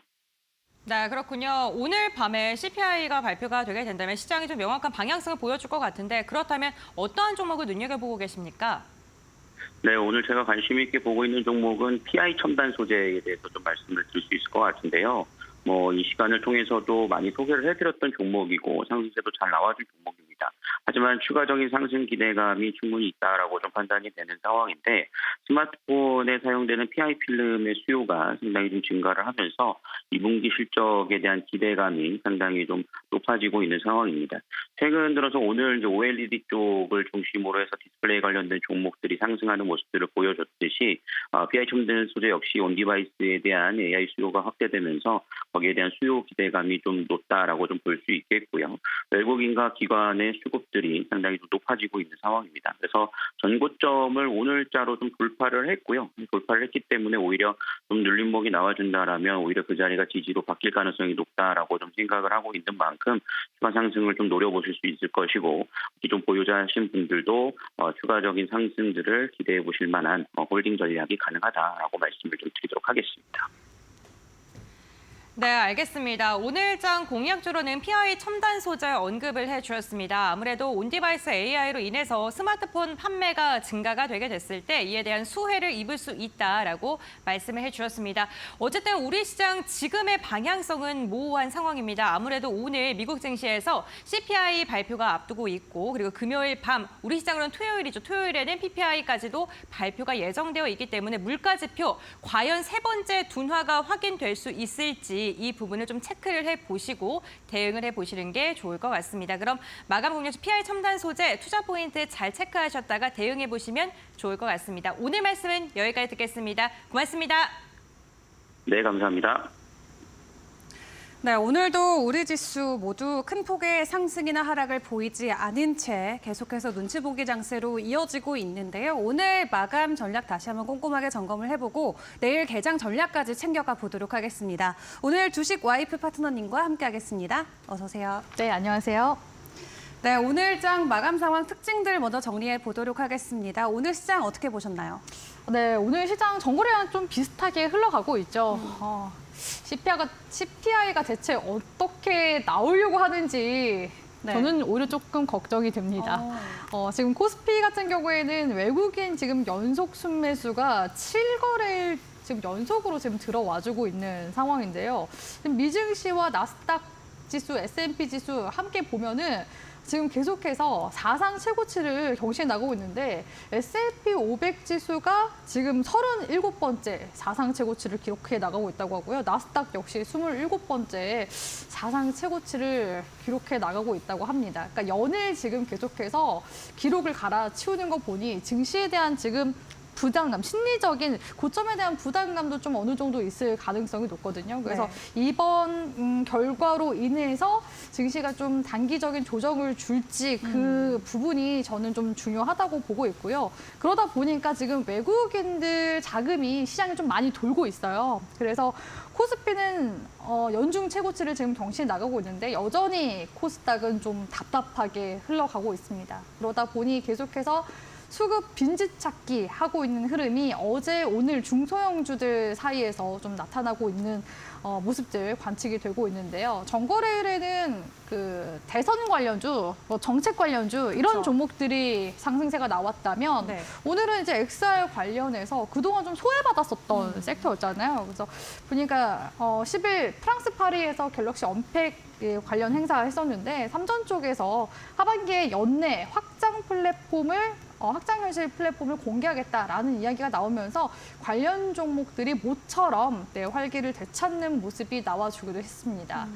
그러니까 낙폭주들 위주로 반등이 그냥 조금씩 나오는 정도지 그런 종목들이 완전히 추세를 돌리지는 아직 못하고 있는 모습인 것 같아요. 그래서 시간이 조금 더 필요하다라고 보여지고요. 그럼에도 불구하고 파월 연준 의장이 물가 상승률 2%까지 떨어지기 전이라도 상황에 따라서 통화 정책을 완화할 수도 있다. 이렇게 시사한 점은 그래도 긍정적이라고 볼 수가 있을 것 같습니다.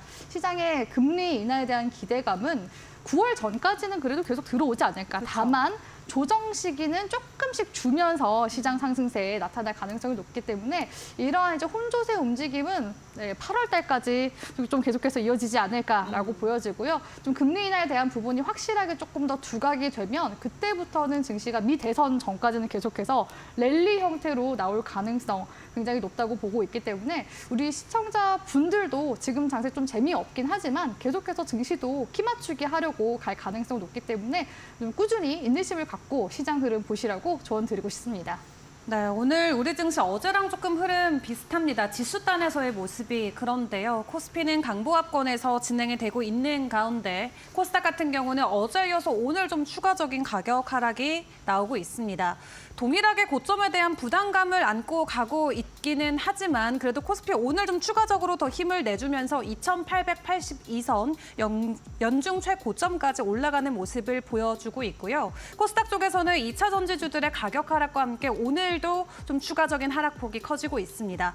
수급 측면에서 보더라도 코스피와 코스닥 모두 다른 모습을 보여주고 있는데 코스피 같은 경우는 오늘도 외인들의 매수세에 힘입어서 추가적인 상승을 만들어내고 있는 반면 개인들의 매도 물량은 시장에 여전히 존재한 모습이 확인이 가능합니다. 그런 가운데 코스닥 쪽에서는 반대의 모습이죠. 개인 홀로 사들이고 있고 외인과 기관들의 순 매도세로 인해서 오늘 장도 0.6% 장 후반으로 갈수록 추가적인 지수 하락이 나오고 있는데 과연 간밤에 발표되는 이 미국의 경제 지표 시장 안에서는 어떤 또 방향성을 제시할 수 있을지 지켜봐야 될 것 같습니다. 뉴욕 증시에서 반도체 관련주들의 훈풍이 있었던 만큼 오늘 또 삼성전자 추가적인 상승을 만들어낼지 않을까라고 좀 기대를 하셨던 분들도 계실 것 같은데 그럼에도 불구하고 오늘 또 대형주 단에서도 서로 엇갈린 모습이 나왔던 만큼 일단 오늘 또 펼쳐지는 뉴욕 증시의 분위기도 중요해 보입니다. 오늘 증시 이렇게 마무리해보도록 하겠습니다.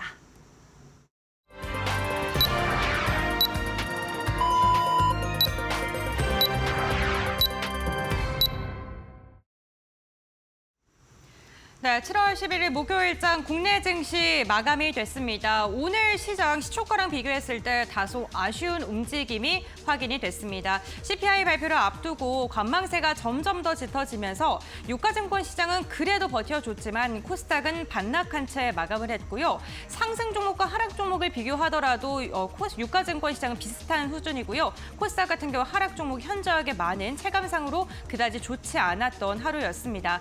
한국은행이 오늘도 기준금리 동결을 선언했습니다. 그러면서 한은에서 처음으로 금리 인하에 대한 직접적인 발언을 했습니다. 다만 우리 시장 어쨌든 굵직굵직한 지표 발표를 앞두고 경계감이 조금 더 크게 작용했다는 점 체크해 보시면 좋을 것 같습니다. 이데일리 스핀을 통해서 조금 더 자세한 오늘 시장 현황 함께 살펴보겠습니다. 오늘 우리 시장 마감 상황 어떻게 됐는지 살펴보겠습니다. 오늘 국내 증시 같은 경우에는 역시나 테마성 장세가 펼쳐졌습니다. 어제여서 오늘도 ESS 관련 모멘텀 삼성 SDI발 호재로 인해서 연일 작용하고 있는 것으로 보이고요. 삼성전자 언팩에 힘입어서 오늘 VR, XR 관련 섹터 6% 이상의 강한 상승 나왔습니다. 이와 연동돼서 메타버스 테마 역시나 오늘 상승 동력이 굉장히 좋았습니다. 개별 이슈로 움직였던 다양한 종목들도 있었습니다. 대한유팜 같은 경우에는 영국 석유가스 기업에 투자를 하고 있는데 하루 1,000만 배럴의 석유를 착공할 수 있는 그러한 시공 능력을 찾아냈다라는 그 소식이 전해지면서 이로 인해 오늘 급등을 했었고요. 라파스 같은 경우 위고비 모멘텀이 엮이면서 오늘 상한가까지 올라선 모습 확인되고 있습니다. 오늘도 역시나 증권과 보험, PBR 관련 2분기 실적에 대한 기대감, 주주 환원 정책에 대한 기대감 속에 날아올랐던 하루였습니다. 그렇다면 오늘 마감 상황 조금 더 자세하게 확인해 보겠습니다. 지수단 함께 살펴보시죠.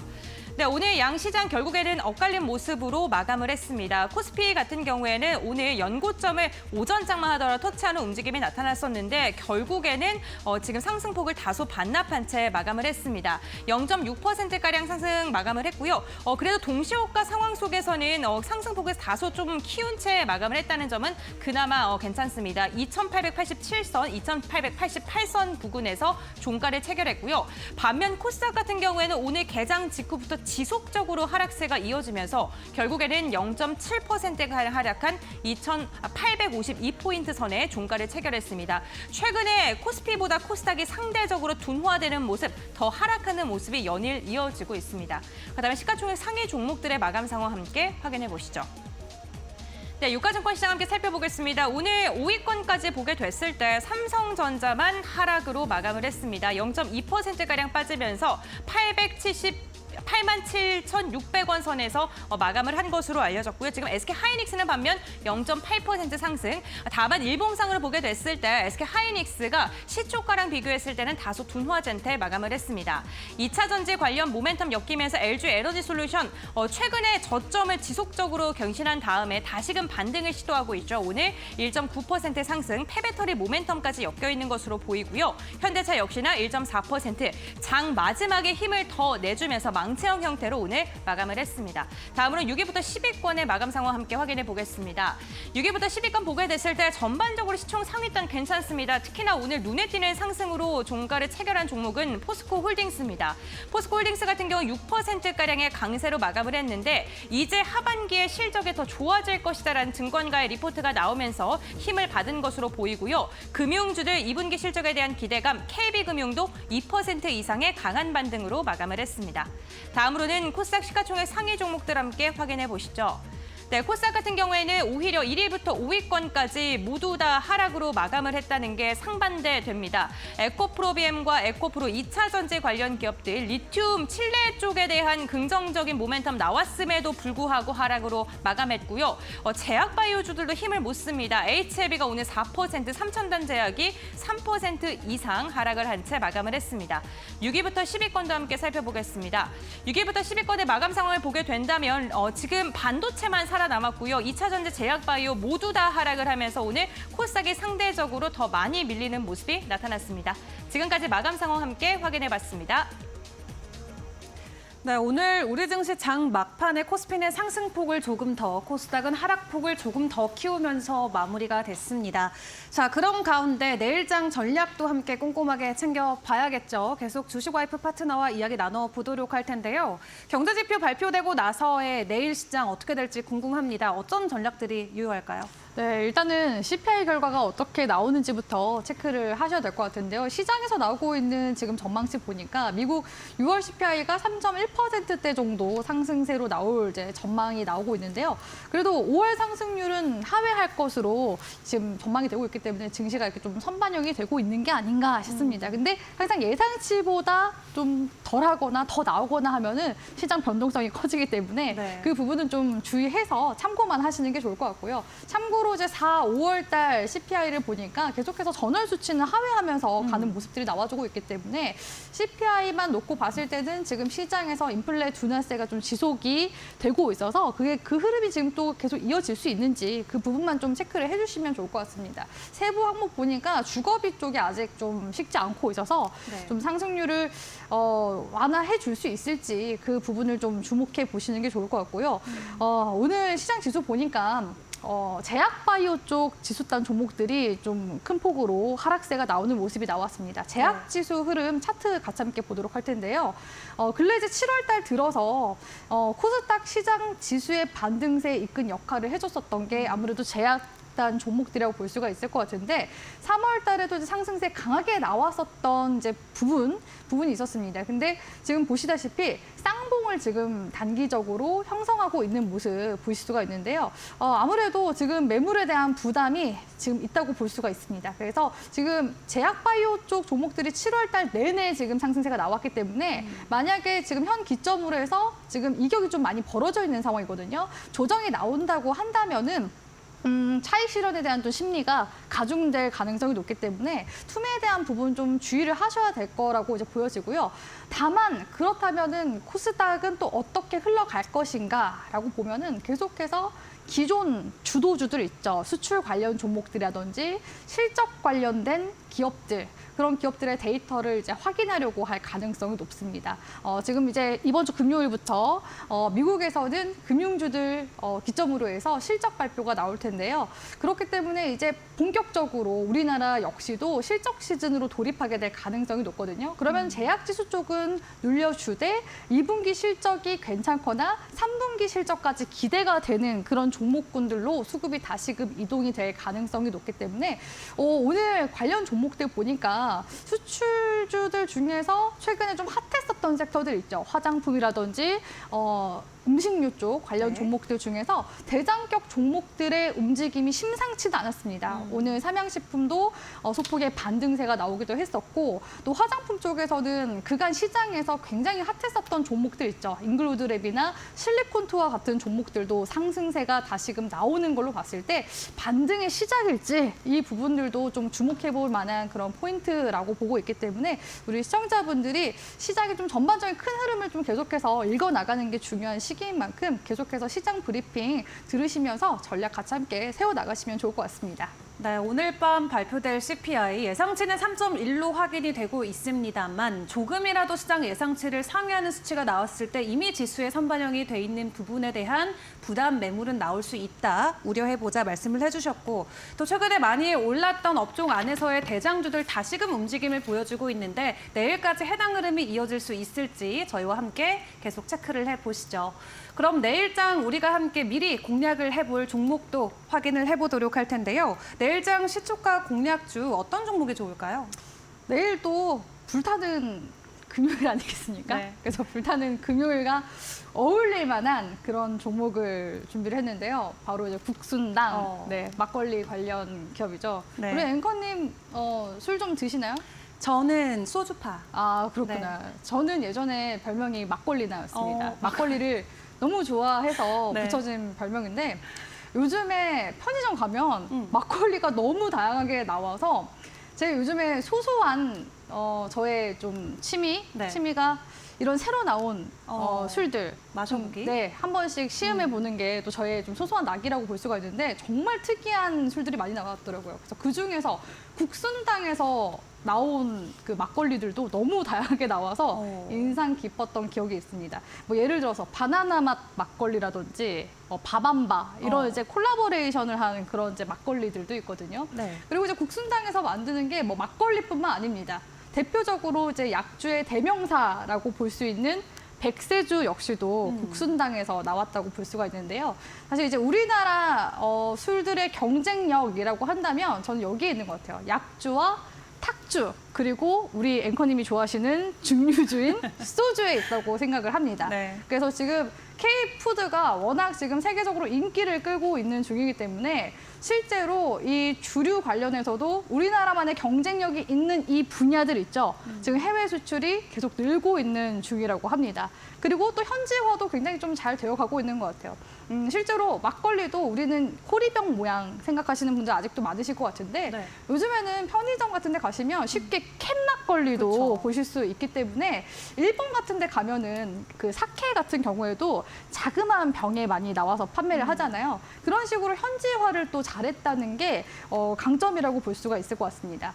그래서 실제로 어느 정도 지금 해외 판매액이 지금 주류 쪽에서 증가했나 봤더니 서울 탁주제조협회사나 서울 장수 주식회사에서 나온 자료를 보니까 올 4월까지 누적 해외 수출액이 600억을 돌파를 했다고 하더라고요. 굉장히 또 많은 수치라고 볼 수가 있을 것 같고요.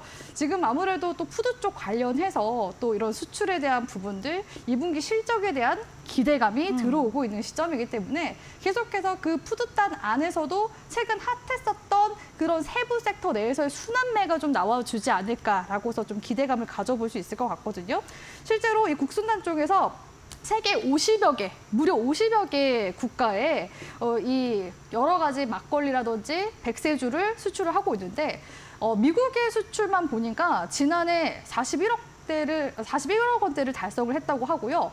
역대 최대 매출액을 경신했는데 올해 역시도 지금 수출액이 늘고 있는 중이라고 합니다. 또 최근에는 중남미 쪽에도 수출을 지금 계속 해나가고 있는 중이라고 볼 수가 있을 것 같고요. 아무래도 이렇게 좀 세계에서 또 많이 또 사랑을 받을 수밖에 없는 게 이런 좀 트렌드에 또 민감하게 관련 술들을 지금 만드는 이런 능력들도 세계에서 좀 많이 눈여겨보는 부분인 것 같습니다. 그래서 실제로 지금 국순당의 1분기 실적을 보면요. 4분기제 대비해서 1분기 실적이 긍정적으로 나온 부분들도 있고요. 영업이익도 이제 지난 4분기보다 1분기 잘 나와줬습니다. 그래서 이번 2분기도 관건이라고 볼 수 있을 것 같은데 관련 흐름 이어나갈 수 있는지 좀 지켜보면 좋을 것 같고요. 사실 이제 이런 종목들은 시가총액이 워낙 작고 해서 테마성으로 움직이는 경우들이 많습니다. 그래서 우리 시청자분들이 사실 이런 이제 이야기를 들었을 때, 전망이 너무 좋은 거 아니야? 하고서 무리해서 투자 단회하시는 분들 계신데 최근에는 또 대형주 위주 장세잖아요. 네. 대형주 쪽으로 우리 시청자분들이 좀 비중 있게 들어가시면 될 것 같고 이런 이제 중소형단 종목들은 또 테마도 지금 들어오고 있는 시점이니까 적은 비중으로 우리 시청자분들이 변동성 구간들 이용해서 트레이딩 관점으로 좀 보시면 좋지 않을까라고 보고 있습니다. 그래서 이제 가격 전략 굉장히 좀 중요할 텐데요. 차트 보면서 말씀드리도록 하겠습니다. 자, 이제 기술적으로 봤을 때는 국순당이 지금 현재 시점에서 6월 달부터 대량 거래량 들어와주기 시작하면서 정고점을 지금 현재 돌파해주고 있는 시점이라고 볼 수가 있는데요. 최근 눌림목 주면서 반등 주고 있기 때문에 전저점 구간대 기점으로 해서 손절가 잡아보시면 좋을 것 같습니다. 그래서 손절가는 6,000원 구간대 기준으로 잡아드리도록 할 거고요. 목표가는 6월 달 상승세 나왔었던 캔들 머리 구간 기준으로 잡아드리도록 할 텐데 7,500원 기점으로 해서 1차 목표가로 가격 전략 세워드리도록 하겠습니다. 네, 좋습니다. 저희 내일 공략 쪽까지 함께 꼼꼼하게 챙겨드렸습니다. 지금까지 주식 와이프 파트너와 함께했습니다. 수고하셨습니다.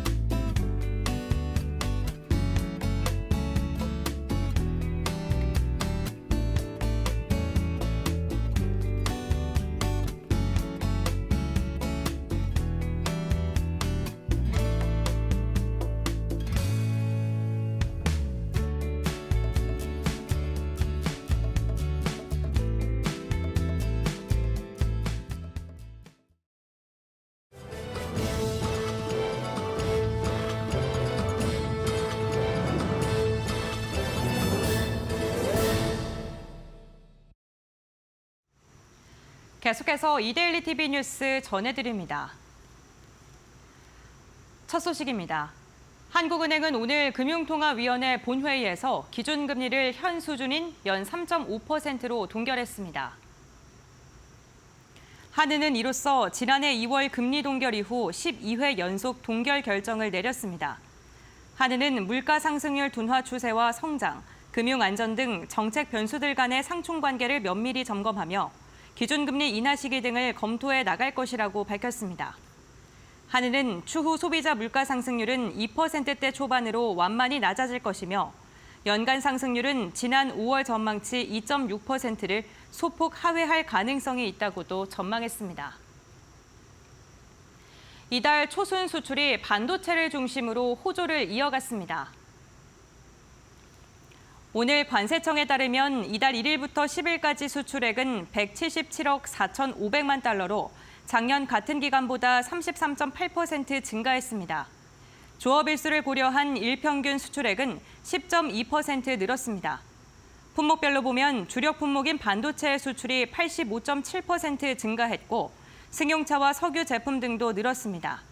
다만 수입도 26.7% 늘어 무역 수지는 19억 5,500만 달러 적자를 기록했습니다. 시프트업이 오늘 코스피 시장에 상장했습니다. 시프트업은 앞서 진행된 기관 수요 예측에서 공모가를 희망밴드 상단인 6만 원에 확정했습니다. 국내 기관 중 1개월 이상 의무 보유를 확약한 기관은 26%에 달했습니다. 이어진 일반 청약에서도 흥행에 성공해 증거금으로 약 18조 5,500억 원을 모았습니다. 이는 지난 5월 코스피 시장에 상장한 HD 현대 마린솔루션에 이은 두 번째로 큰 규모입니다. 시프트업은 공모 자금을 IP 확대와 게임 개발 인프라 강화 등에 사용해 경쟁력을 높일 계획입니다. 한국거래소가 오늘 코스닥 글로벌 세그먼트 기업들과 밸류업 참여 독려를 위한 간담회를 가졌습니다. 간담회에는 골프존 WCP, 서울반도체 등 10개 코스닥 시장 상장사가 참석했습니다. 정은보 거래소 이사장은 기업 가치 제고는 주주 환원뿐만 아니라 성장을 위한 투자 등 기업 상황에 맞는 계획을 수립 이행하고 주주와 적극 소통하는 것이라고 당부했습니다. 참석자들은 기업 밸류업 프로그램 중요성에 공감하고 다양한 공시 사례가 축적되면 내부 의사결정이나 계획 마련에 참고가 될 것이라는 의견을 밝혔습니다. 지금까지 이데일리 TV 뉴스 전해드렸습니다.